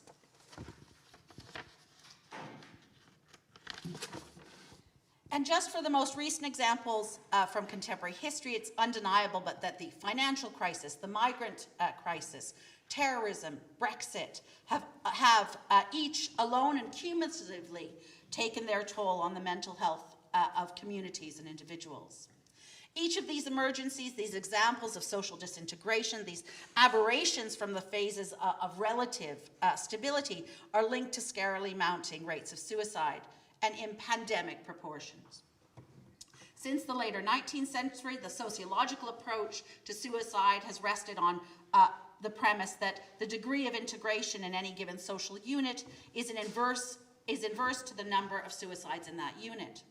The work of Caven in America, Halbach and Durkheim in France were chiefly influential in drawing attention to the supreme importance of social background. Emil Durkheim's taxonomy of suicide is the most well-known and its influence the most enduring. And he differentiates, of course, between egoistic suicide, altruistic suicide, anomic suicide, and fatalistic suicide. Nonetheless, the common denominator is that suicide is explained by the individual's relations to society and the individual's response to social, political, and moral crisis. To put it this way, society does not shed any light on suicide, but suicide does shed light on society. It has to be stated quite clearly, the sociology of suicide teaches us nothing about suicide insofar as it is an individual tragedy. And I'm, of course, echoing much of what Ian has said to us already in these 2 days. Suicides and the rhetoric of suicide serve as synecdoches for the interaction between private and collective crisis, individual mental health, and the condition of the body politic, and the psychological subject and society. In their recent book, Usurping Suicide, Suman Gupta has most helpfully clarified the dominant strands of suicide studies: suicidology and prevention of suicide, sociology and suicide rates, philosophical horizons, and academic and cultural reflectivity. Ian Marsh stresses that suicide must be regarded as a voluntary act, and this leads the way clear for understanding suicide as a political act, interpreting suicide in terms of resistance, refutation, or protest. The study of suicide as a multidisciplinary area of research over the last 150 years or so has clearly informed public debates and generally advocated compassionate understanding on ethical, legal, medical, theological, criminological, and legal grounds. However, this social or socially determined interpretation of suicide has hardly been constant. The pendulum swings, as we've already heard, between an individuated, patient-based mental illness model where suicide is an act of a unique individual, and each act is a suicide event. And in this general approach, external crisis is incidental, and suicide is largely divested of political meaning, versus those approaches that give due weight to external factors and as causality. In this latter sense, then, social dislocation, political persecution, the macro crises all have explanatory value. Clearly, discourses that explain suicide, especially suicide as an epidemic or as a contagion, are highly politicized and serve compelling and competing political narratives and agendas. This is especially the case in overtly political suicides. Public suicides such as self-immolation, hunger striking, and suicide bombing. The political symbolism and messages these final acts of self-destruction carry with them can be readily apparent, or they can be more subtly sedated. Okay, there was, and this is what I would like to turn to now, there was an apparent suicide epidemic of suicides that were related and correlated with the international crisis and the coming of war in Britain in 1938 till about 1940. There are many ways in which the 1930s have been periodized and characterized. So we talk about the hungry 30s, the locust years, the age of appeasement, the morbid age, which is very evocative, and of course, from the outbreak of war, we talk about the People's War. What I'd like to suggest here as an equally valuable and vivid descriptor would be that this period should be understood as a war of nerves, thereby giving necessary recognition and notice to the tangible and material, the ethereal and emotional, and the psychological and visceral experience of those suspenseful and bewildering months from the Munich crisis in September 1938 to the so-called, or the end of the so-called phony war in the spring of 1940. And of course, that tallies very closely with historical events here in the Netherlands. As war veteran, man of letters, second rank Bloomsburyite, literary scholar, and crisis diarist, F.L. Lucas, or Peter Lucas as he was called, put it, the crisis seems to have filled the world with nervous breakdowns. Or perhaps the crisis itself was only one more nervous breakdown of a world driven by the killing pace of modern life and competition into ever acuter neurasthenia. So how did it feel to live through it all? How did it feel to want to die because of the oppressive war fear and due to spiraling levels of private, but also of public anxiety? What is clear is that private and individual experience mirrored the collective anxiety. As Virginia Woolf mused in mid-September 1938, odd this new public anxiety, how it compares with private, how it blinds. Her despondency deepening, the next day she confessed, it's a hopeless war this, when we know winning means nothing. So we are committed for the rest of our lives to public misery. This will be slashed with private too. A couple of days later, Woolf diagnosed, just as in violent personal anxiety, the public lapses into complete indifference. One can feel no more at the moment, revealing the extent of emotional exhaustion, personal and general. It goes without saying, of course, that Woolf would be one. She doesn't quite fit into the crisis suicide category because of the timing, but she would take her life too. The crisis was a national one, to be sure, but it was also one with very private and personal ramifications. So this is the formula I'm trying to suggest, and that it can be explained or demonstrated most vividly in instances of mental breakdown, and more specifically in the striking number of cases that made up this apparent suicide epidemic. So one of the saddest patterns to detect is the rise in the rate, or at least the press coverage, of suicides. In Britain, in one after another report of coroner's proceedings, the war scare was identified as the cause of the suicide. Headlines ran like this: Poplar crisis suicide. 2 men found dead, feared war. Suicide due to crisis. And dozens more like that.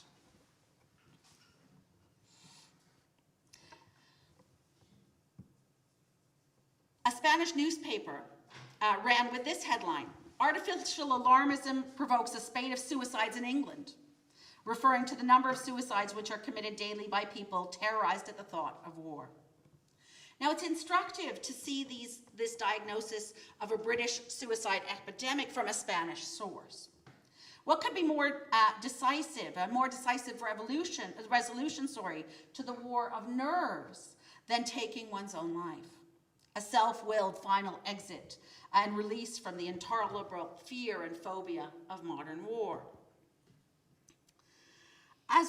And of course, the persecution of political dissidents and Jews in Germany from 1933, the Anschluss, the Nazi seizure of the Sudetenland, and then the rest of Czechoslovakia, Kristallnacht, the Nazi seizure of the rump of Czechoslovakia in March 1939.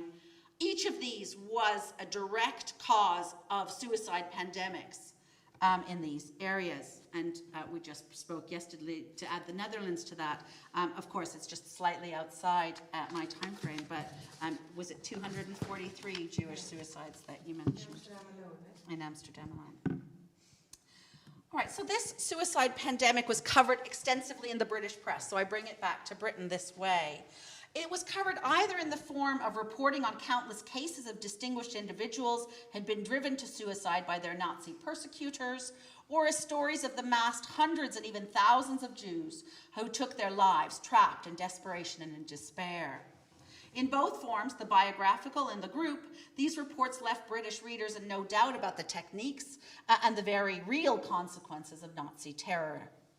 Arguably, readers would have identified with these tragic cases. We could only infer what impact these news items would have had on those who were themselves of a nervous disposition and susceptible to suicidal impulses. The BBC, the British Broadcasting Corporation, was held to account in a number of inquests because it had been found that the victim had been troubled by listening to the crisis news on the wireless. That we're not just talking about random occurrences, but that this is some kind of observable pattern, a contagion, an epidemic, is evident at the local level. For instance, in Nelson, Lancashire, in the space of only 1 week, there were 4 gas suicides. At the inquest, some of the mysteries were unsolved. At one, the recent crisis was assigned as prying on one of the victims' minds. Possibly the times through which we're passing have played their part in these tragedies, for they're extraordinarily difficult and trying, the coroner decided. A spate of war-triggered suicides was substantial evidence of the dramatic domestic impact of the international crisis. To clarify, there was a statistical rise in suicides in 1938. That being said, I'm not principally relying here on the mathematical or statistical evidence. What interests me is a kind of genus of suicides that are qualitatively and anecdotally relevant and revealing. From the sources that are available for this study, so I've used mainly newspapers and where possible, followed up with coroner's reports, but as I've discussed with Lindsay, these coroner's reports have mostly been destroyed and are not available. But what is clear from the reporting, both in the newspaper and in the coroner's proceedings, is that suicides are being treated with understanding and sympathy. Compassion and empathy from the pressure imposed by this international emergency and the menace of a gas and aerial war on civilians, which of course was what all feared, All of those things eclipsed, I think, moral, religious, and legal considerations and judgments. Suicide was, of course, still illegal. It wouldn't be until 1961 in Britain with the Suicide Act that it was decriminalized. In so many of these cases, we also see rigid constructions of war-willing masculinity disturbed, and equally inflexible expectations of feminine protectiveness, feminine protective instinct, and self-sacrifice challenged. Now, the unifying characteristics of these suicide cases was fear of the war to come and refusal to live through another war. Of the 176 cases that I have been able to identify so far, there are only a few that have a direct bearing on the themes of this conference, insofar as the occupation of the suicide was nursing. In one of these cases, it is clear that the suicide's occupation was nursing, and that is the case of Alfred Newman, male nurse, as he was identified, aged 56, from London, married, who was found in a room full of gas on a Sunday at the end of September 1938. His wife stated at the inquest that he dreaded the idea of another war. The verdict was suicide while of unsound mind. So only one case, and none where the where the nurse, none other where the profession was nursing. However, nurses are implicated and part of many of the other cases that I've covered in myriad ways. As those who find the victim and try to revive them, as those who treated the victim for medical and nervous disorders, as those who come to the aid of attempted suicides. In addition, several of these suicides take place in nursing homes, especially mental hospitals, and it is the case often that nurses provide testimony in the coroner's hearings. There are, in the cohort of 176, a number of other medical professionals, though, doctors, psychologists, dentists, and dental assistants. For example, a Bournemouth doctor killed himself because he had been depressed since the crisis, as it was described, and his mind had been unbalanced owing to the possibility of war. This is the language that is always used. So to just draw a couple of conclusions. We're right to spotlight the roles the role nurses play in caring and healing, in listening, and in crisis management in the field of mental health and in response to psychological crisis. While in my study of crisis suicide, these caring functions are obscured, even maybe erased, it's clear that nurses are at the front line of suicide prevention. In researching the history of the charitable suicide prevention organization, the Samaritans, founded in Britain in 1953 by Reverend Chad Vara, I come across a story of a woman who called herself Lavina. Lavina described her training to be a nurse in the 1950s, and that while she could accept death, when it was gentle and timely, she could not accept it when, as she put it, when it came as a result of a deliberate act of self-destruction, and this, as she put it, shattered her. She found a purpose in volunteering for the Samaritans, an organization pledged to help those tempted to suicide and despair. The Samaritans grew and spread across the UK and became affiliated with the International Association for the Prevention of Suicide, and participated in the formation of the International Federation of Telephone Services in Europe.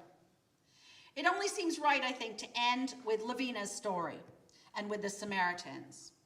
Who knows how many of the 176 cases that I have found who are crisis suicides could have been helped, how these suicides could have been prevented had this service existed 15 years previously. So thank you.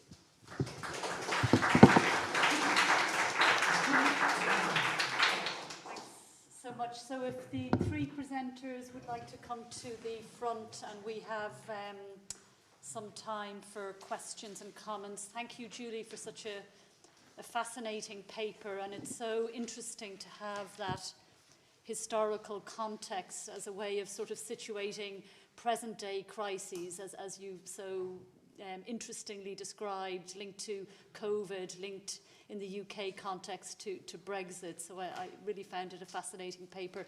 I'm going to just start, I'm going to abuse my privilege. I have the mic, I have the power, by asking a first question. Alison and Peter, I really liked your presentation, and I just wanted to pick up on one point, Alison, that you mentioned, and you talked about the sort of risks of nurses becoming desensitized to suicidal patients, and how that is, you know, negative, becoming too emotionally detached from patients who are experiencing intense suffering and trauma. And I was just wondering, from your experience, how nurses negotiate, I suppose, the two extremes of being emotionally desensitized, distinguishing that from becoming too emotionally involved and invested in the patient, and the experience of trying to negotiate a professional path between those two emotional experiences, I suppose.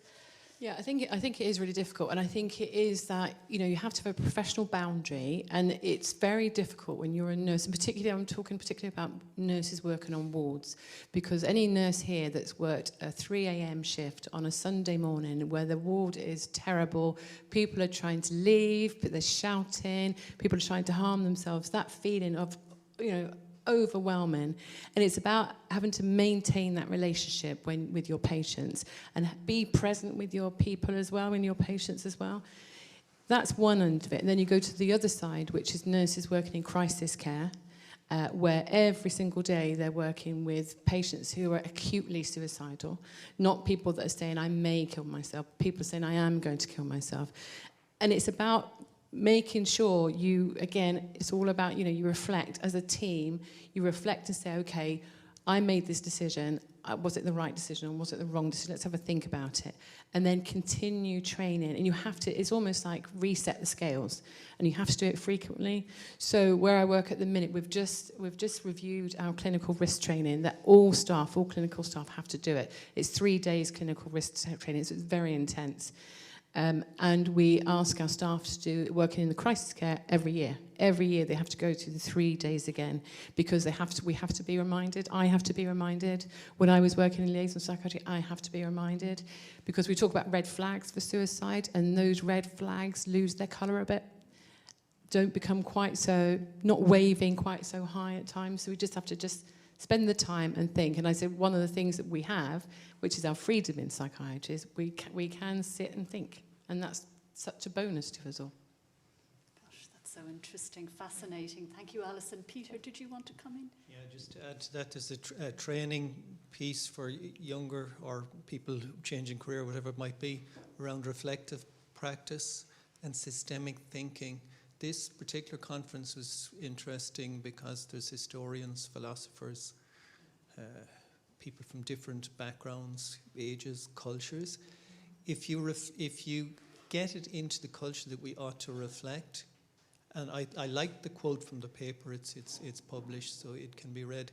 The nurse isn't straightforward and scientific in her comments, but she was present for me when I read it. You could be that person. And yes, I feel desensitized. I'm aware that that's a person that died. I'm less desensitized as a result of that. But going back to your point about the boundaries, I am a professional. So this is part of my work, but that's different to saying, oh, it's just part of the job. Sure, people die all the time in hospitals and so on. So it's the reflective piece, but it's the systemic piece, I think, is missing from a lot of education. The bit where you say, hey, hang on a second, what do I really think about this based on where I'm coming from, personally and professionally. And then if you've got support from colleagues, you've got a good, positive culture in place, you can discuss that with someone that you think might actually know more about this than you do, or say to you, you're probably overthinking that piece, or you need to think some more about that. I think a lot of it is reacting to, and it's because everyone's so busy. Plus, if there's a crisis over here, and you're working particularly in inpatient settings, but also in outpatient clinics, you can rest assured there's a fair chance there'll be a crisis over there. There'll be a crisis after lunch. There might be some dynamics between staff. People are tired. There's a pandemic. People generally in all jobs are a bit burnt out, etc., etc. If you can reflect on things, then you can go, hey, that's happening. I need to step back. I need to go for a walk, or whatever it is you need to do to get yourself a little bit better. So that's an important skill for all of us to have and to remind ourselves of. Excellent. Thank you so much for those responses. Has anybody in the audience got a question? Manon? Oh yeah, of course, sorry. I forgot that bit. Thank you. I have a question for Julie. On one of your slides, you had the phrase rational suicides, and I wondered if that was your term, but was it for a concept at the time that in the 1930s suicide was a rational, logical choice? And when you're reflecting on this post-Brexit depressive syndrome, whether there was any kind of reflection, because it was considered quite rational to be depressed about the Brexit decision, was there then a framework of seeing suicide as rational and logic within that discourse or not? Yes, I think going back to the 1930s, definitely, in many of the suicide cases that I've investigated, it is clear if you start to do a kind of forensic analysis and this kind of, what I would call a political autopsy of suicide. You do find that the case that it is a very rational. Whether the term was used exactly that way, I'll have to go through my material again. I'm not so sure, but the evidence is very clear. When you look at one particular case, I think I'll go with the anecdotal. One of the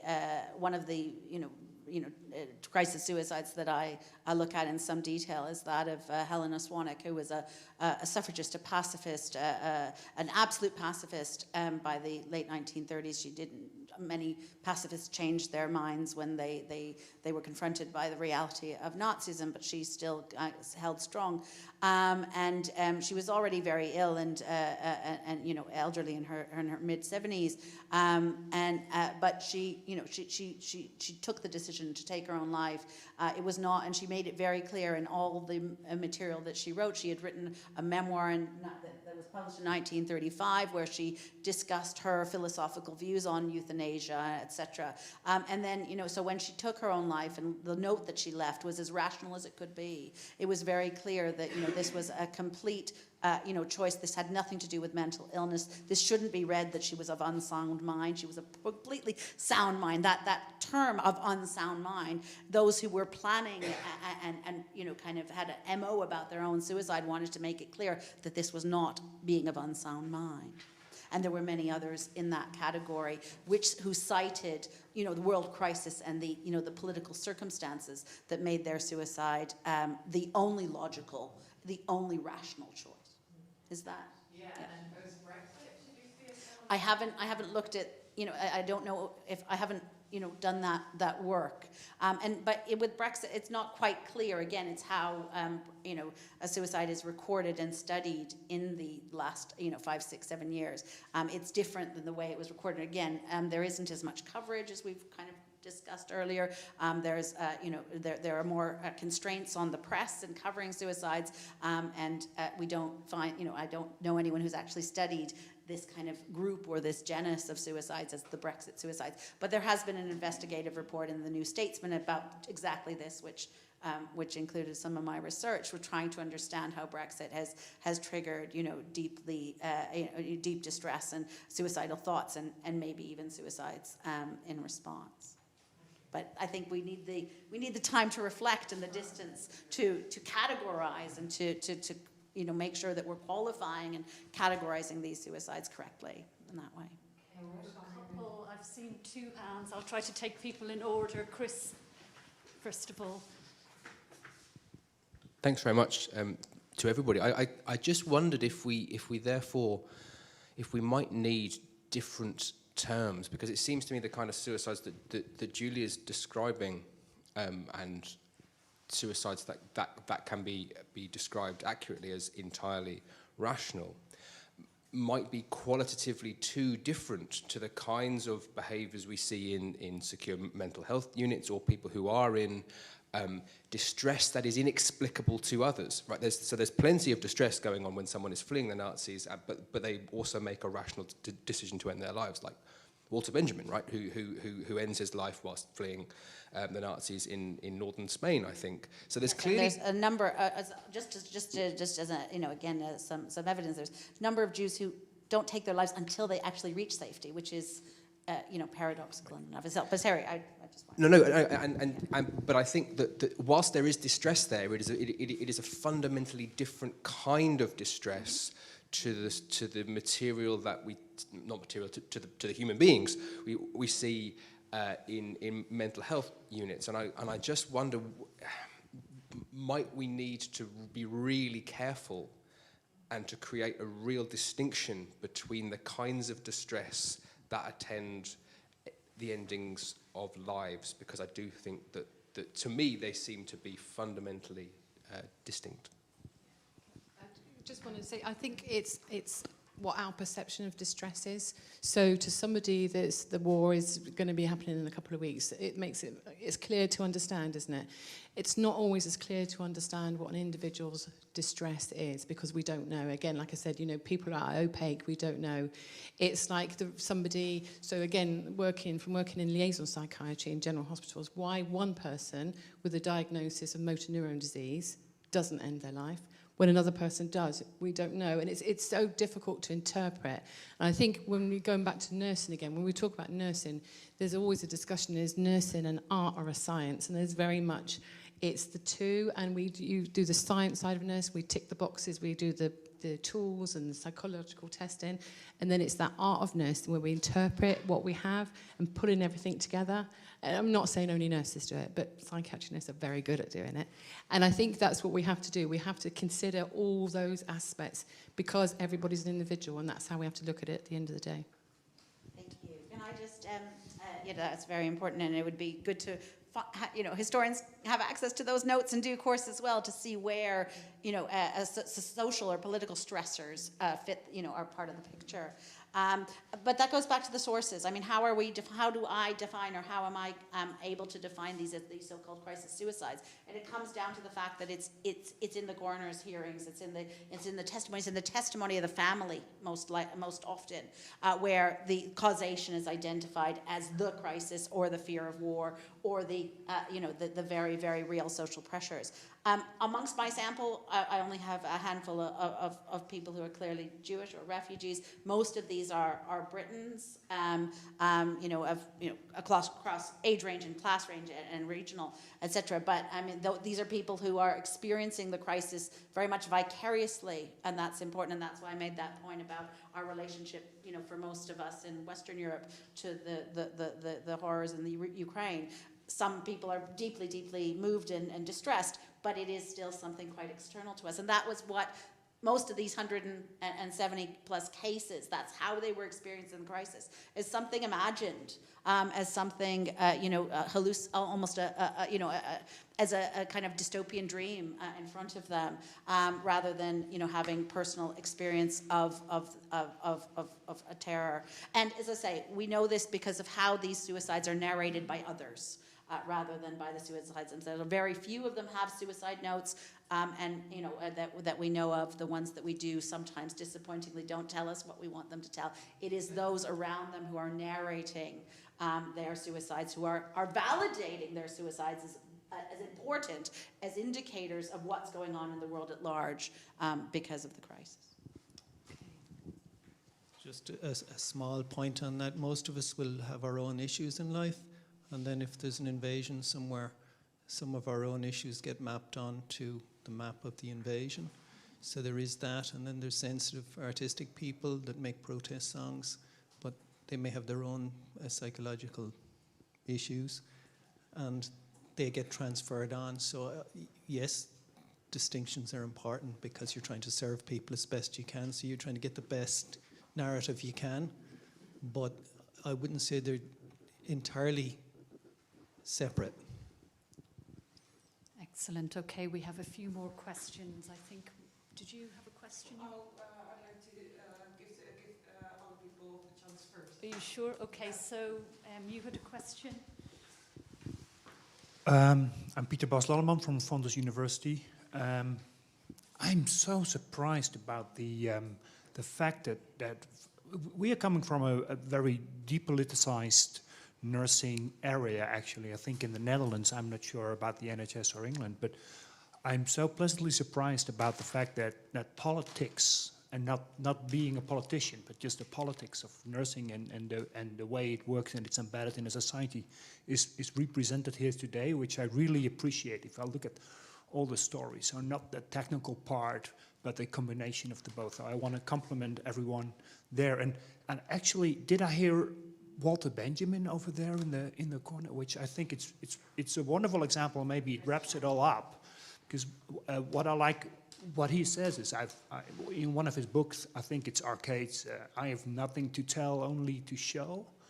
And if I go to my Belgian colleagues, I think everyone here, they really showed what nursing and caring in this terrible crisis is about. So for me, a wonderful way, all the different eclectic ways of looking and perspectives come together here. So I want to thank everyone for this beautiful morning.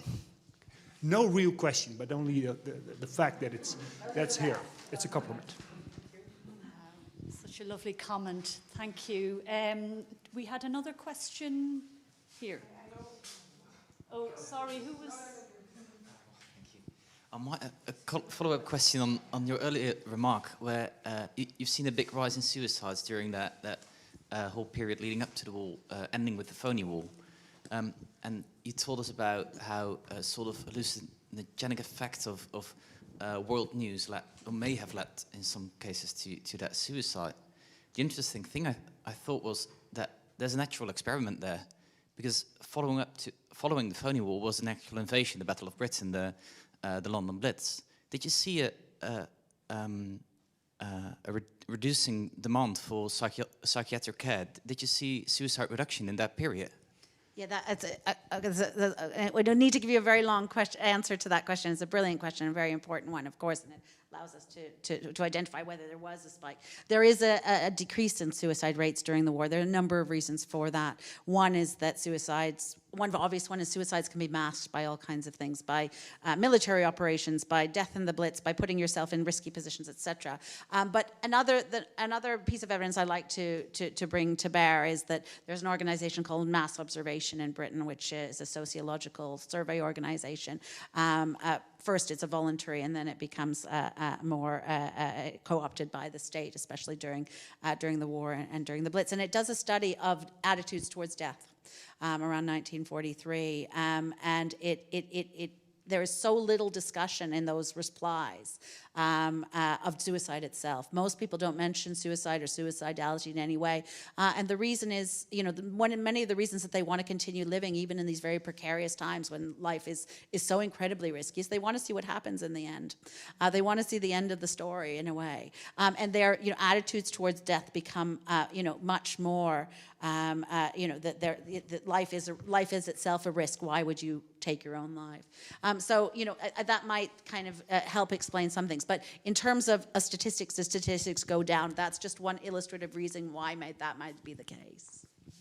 But it's a great question. Thank you. I wonder, Julie, because I think that's really interesting that during World War, suicide rates go down, and surprisingly, during COVID-19, we didn't see an increase in suicides. And I wonder, is it the same external collective threat that social bonds and social relationships are strengthened when there is a belief there's an external collective threat? That kind of common cause, and the keep calm, carry on ethos, where everyone kind of has a sense of purpose, and the sense of purpose, in the pandemic was keep calm, carry on, stay on your sofa, right?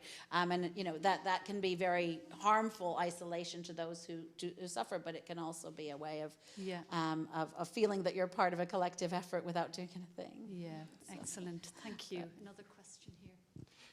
Yeah, first, it's more like a compliment first for Alice and Peter, because I had written down a question about how to, what do you need, but you already answered in your reflection. So, but anyway, it was crystal clear. Thank you for your touching presentation. But I did have a question for Julie. In what way can we view suicide that you described as empowering, thus taking the rights in your own hands? So in sort of to make it chime with the pro-choice discussion and the pro-choice terminology that Ian's used, yes, I mean, I think that's a matter of interpretation. And in all cases, the suicide is, you know, a question of choice and free will. So yes, in all those cases. But I mean, again, I can't make a blanket statement about all of these because they all come, you know, some of the cases, you know, they have a history of mental health problems and mental illness, and so, you know, some were shell shock victims, some were, you know, suffering from neurasthenia, some have a long history of nervous disorder, nervous disease. So, you know, they are. Is it free will? No, they, you know, again, we need to look at, you know, there are some which are very kind of, you know, clearly, you know, their mental, you know, what triggered their suicide was related quite directly to you know, to the moment in time and to that crisis moment. And for many others, it was possibly inevitable given their long history of mental illness. So I think you can't offer one answer, whether it's in all cases just a clear case of rational free will.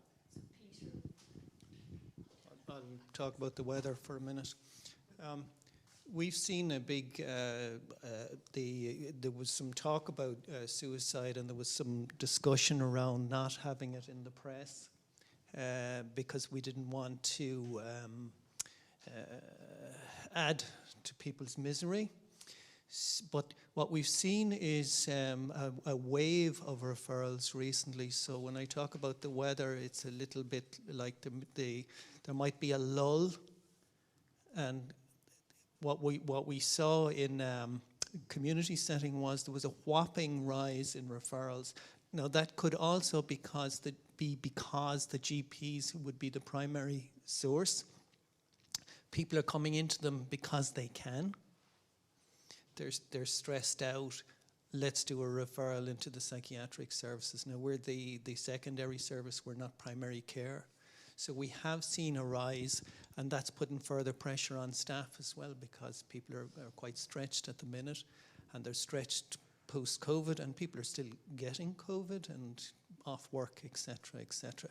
So in terms of the historical things as well, there can be a wave, and then it's only anecdotal on my part. I've worked with a couple of people, and my favorite example is somebody who was in his 70s, long-term depression, all the usual stories, but he was jumping across a gap in a bog in a field, and his leg went down into a trench and his bone came out. I never saw him so well. I really didn't. So sometimes when there's something big and dramatic, like when somebody actually slaps your face or something like that, that can prompt a period of mental health wellness. So it's always good to think outside the box, I think. So interesting. Thank you so much. Do we have any more questions? I was talking about, because I thought you were talking about real suicided nurses, didn't you? Yeah. 360. Yeah. And you had 266 attempts. Just about Attempts, yeah. So, I mean, But that's a lot of I need people. your So 566 by, no, even more, yeah. I think though for nurses as well, I think what you have to do is you have to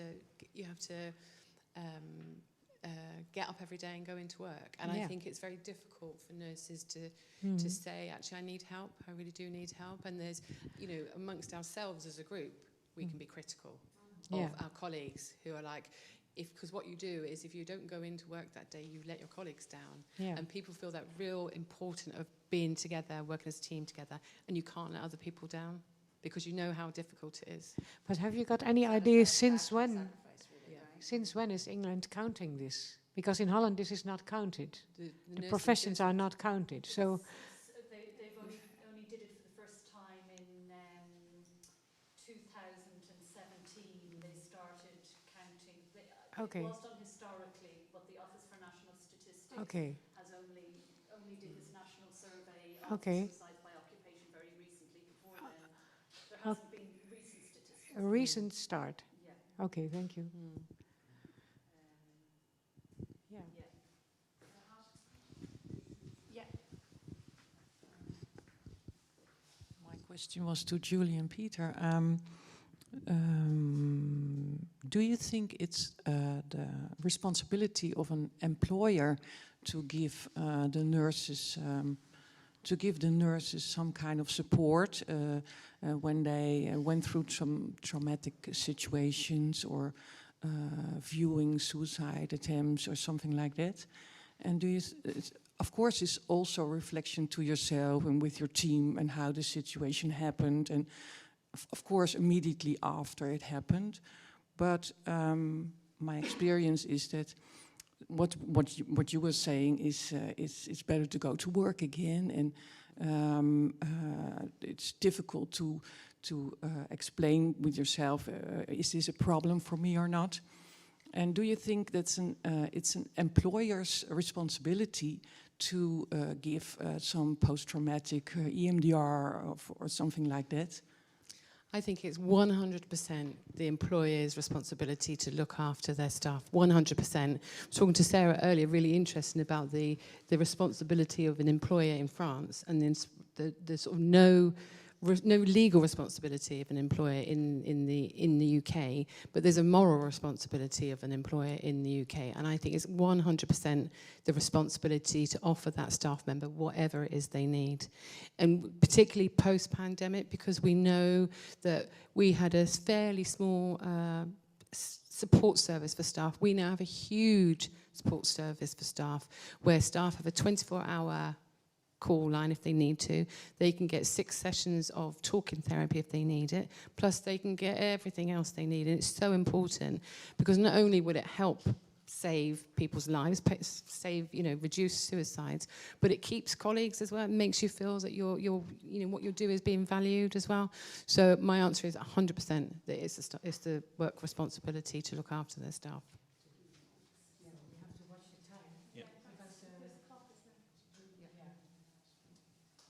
Is that correct? Is it 5 to? Yeah, it's true, but I want to stress because it's, we have to leave the room because there's another event coming after us. So, So you're due at 1 o'clock, so we've got a few more minutes for question. Yeah, just one more thing on that in terms of mutual expectations. It's important for the culture that the employee approaches the employer as well, just to get that into the culture. We have made a protocol on this, and we say it's your responsibility to talk to your manager if you wish, but we have a way around that if there's a problem with your relationship. It's a signal to go get some help. And again, going back to what Alison was saying, particularly in the context of nursing, there's this almost like sacrificial lamb type thing, where nurses give so much of themselves that they might totally collapse and be off work for 3 months after. So. I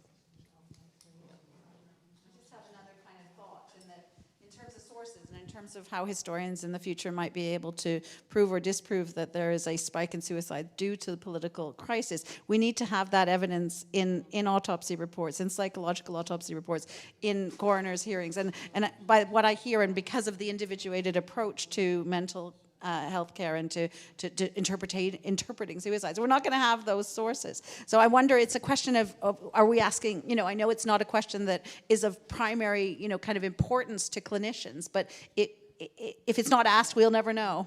And I think that, and it's just inferring, there is a spike in suicides, which coincides with times of acute crisis. That's not going to be enough to make the case. And I think whether one could ask clinicians to think, whether, this patient was affected in any way by things that you normally wouldn't worry about, or as clinicians, whether we could fit that in, or whether we could actually affect, at least put it on your questionnaire as such. So one thing that we do when we have a death of a patient, any death of a patient, particularly a death by suicide, we have to complete a thing called a 72-hour report. So within 72 hours of us finding out about the death, we have a team of people together. It's a multidisciplinary team to look through the potential causes. We don't usually have the cause of death at that point because of the time. But we have a new little box on it to say, was the death as a direct or indirect due to COVID? Because we know that a lot of our patients who have been really, really lonely and haven't seen any of the people that they've seen, and we don't always know at that point, 3 days after, but we consider it at that point to say, could this be directly or indirectly due to COVID? Okay, so thank you once again to our three presenters for two really brilliant presentations that have ended the conference. We're now going to move on to Cecile and Manon, who are going to make some concluding remarks. So thank you very much again.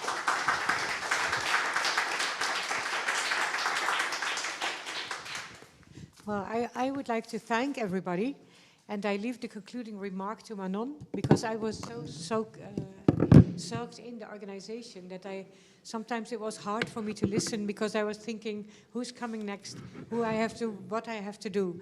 So I have Manon has taken the concluding remarks. I'm glad that you will do that. But I would like to ask everyone, because I received many presentations, but there are also spoken words that I did not receive.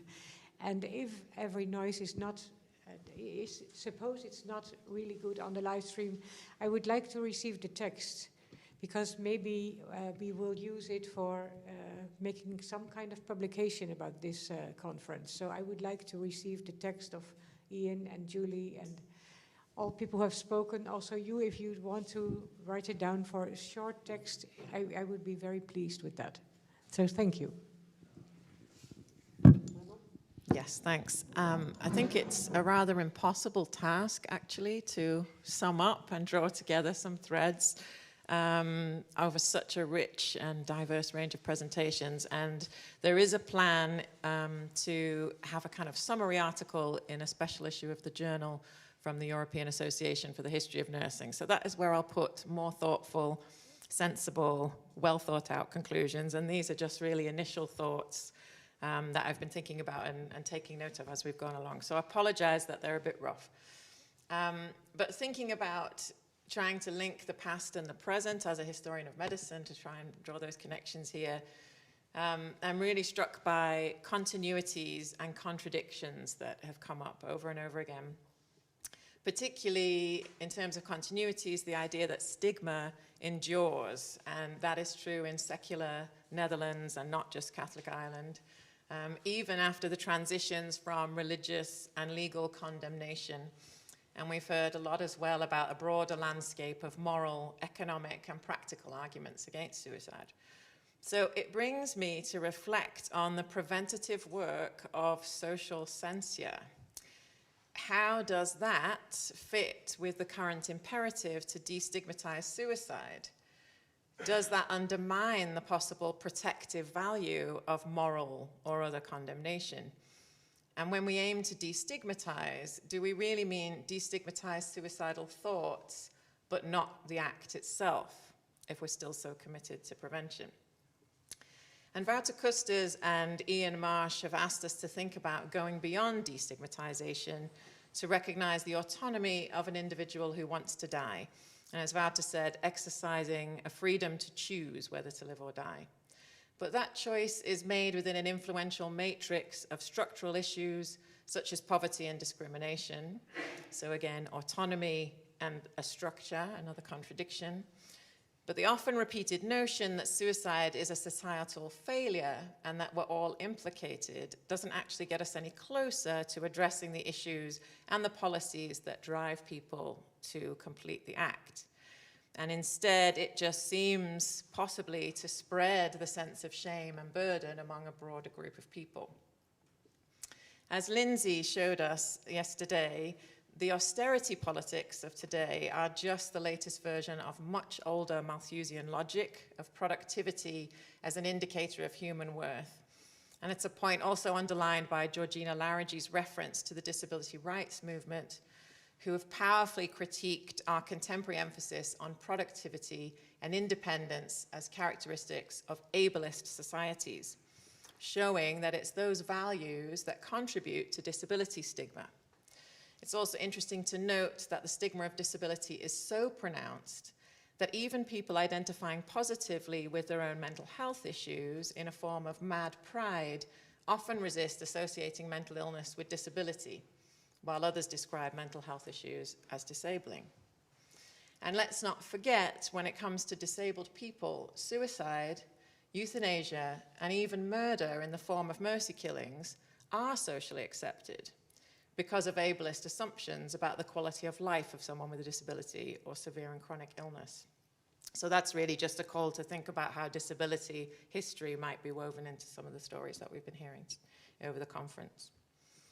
In the historical shift away from religious and legal prohibitions against suicide towards medico-scientific framings, it's striking that although people with suicidal thoughts seem to have become increasingly open and vocal, as Katarina Backer's work on novels and autobiographies showed, others around them have remained silent. We just heard about the press, but also healthcare professionals.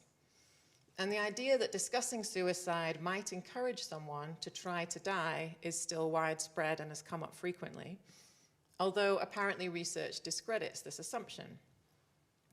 But as Wouter mentioned yesterday, apparently researching suicide on the internet can increase the risk. And Ian referred to pro-suicide forums that can play a role in assisting people to complete suicide or in promoting alternatives. So that gives us another contradiction. Talking about it is good, but only with the right people in the right circumstances. But who decides what's right, and how can we even control these elements in the internet age? Moreover, Hannah Zevins' history of crisis helplines emphasized their role for people who were marginalized by society and not helped and even harmed by medical or state intervention, particularly queer people and those experiencing domestic violence or sexual abuse. Now, that history should give us pause to think about how reliant we are today on healthcare staff and systems, many of whom have ambiguous feelings about whether they should even be involved, as the surveys that Cecile discussed yesterday have shown us, and which also has a long history. As the integrated, relational, holistic approach that we heard about this morning is being promoted, there's clearly a broadening out from medical staff to include family members, for example, but that's also revealed contradictions between what family members want and need and the suicidal person themselves and this new approach among health professionals. And the example given this morning was relatives wanting restraints or being skeptical of freedom and supporting surveillance and room checks. Now, maybe some of this requirement or call from family members comes from the anxiety, burden, and sense of responsibility, all of those implicated in the care of someone with suicidal ideation experience. So the model of acceptance that Ian mentioned earlier today sits alongside a repeated assertion in this workshop that you cannot prevent every death. In that way, we've acknowledged that reality, but it appears we haven't accepted it. And Chris raised the question earlier about power and safety and the moment when danger or risk means that this new approach or the listening has to stop. So this move from empowerment to focus on saving someone. And that seems to be the moment or the rationale for breaking agreements, breaking patient confidentiality, and shifting from connection to control, in the words of the presentation earlier. Actions which Yuri van der Vol's research suggests increases negative thoughts and further undermines healing. The burden on family members, the negative impact on nursing staff that comes from constant vigilance and this sense of responsibility is also unhealthy. So that raises questions too then about the wider harm potentially caused by the therapeutic approach. Thinking about it in this way underscores how a relational, mutual model, as Ian's description of peer support communities framed it, would acknowledge caring going in different directions then, not just from the caregiver to the suicidal person. And that's something that I think was really strongly underlined by the previous session on caring for the caregivers, to think about how everybody is involved then, and this trend, what is the risk of the trend to ask nurses for more emotional engagement? So it ties together how we're all implicated in the causes and the consequences of suicide. And Peter Murphy called for interdisciplinarity earlier, and I think history and the humanities have a place, but are often left out in those calls and the list of disciplines, especially when we see suicide not as an individual pathology, but part of a wider web of social and cultural issues. So unsurprisingly, as the medical historian, I'm going to end with a plea to engage more with the history, but also more meaningfully with that history, because I think there's a strong tendency to draw a sharp distinction between an ignorant, coercive past and an enlightened scientific present. And we see this especially in museums that are very resistant to dealing with difficult histories, where objects of restraint are becoming hard to display because there's an idea that it's too confronting for the general public. So real shying away from that story of the past. And also a kind of a shallow presentation of it, and not understanding how there's continuities between why those strategies were used in the past, just as there's complicated reasons for why they have continued to be used today. So we need to better understand that complicated landscape of the past and its ongoing legacies, not just in people's fears of medical intervention or institutionalization as having like a fearful image of this horrible past, but acknowledging that it's actual present experiences that also play into why people resist medical intervention and institutionalization.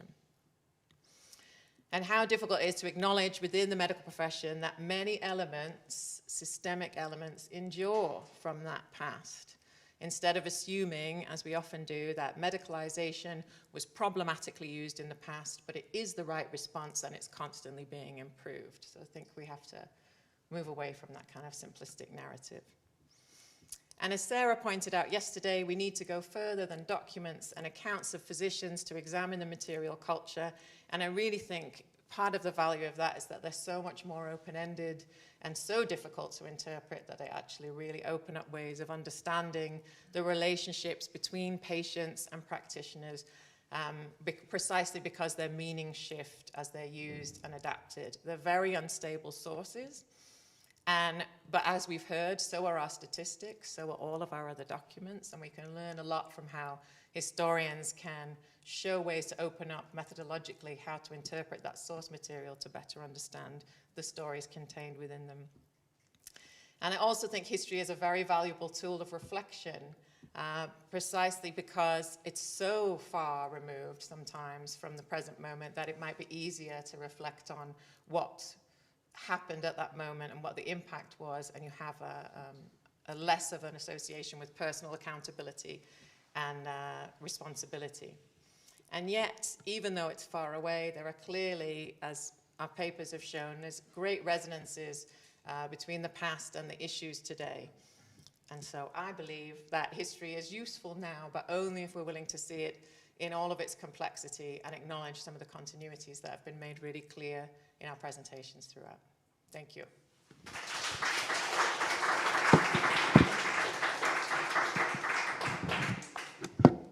Do you want to do a final goodbye? Or I should thank everybody, all of our participants, but We are having a lunch, yeah? yes, we will have lunch together We are lunch in the garden.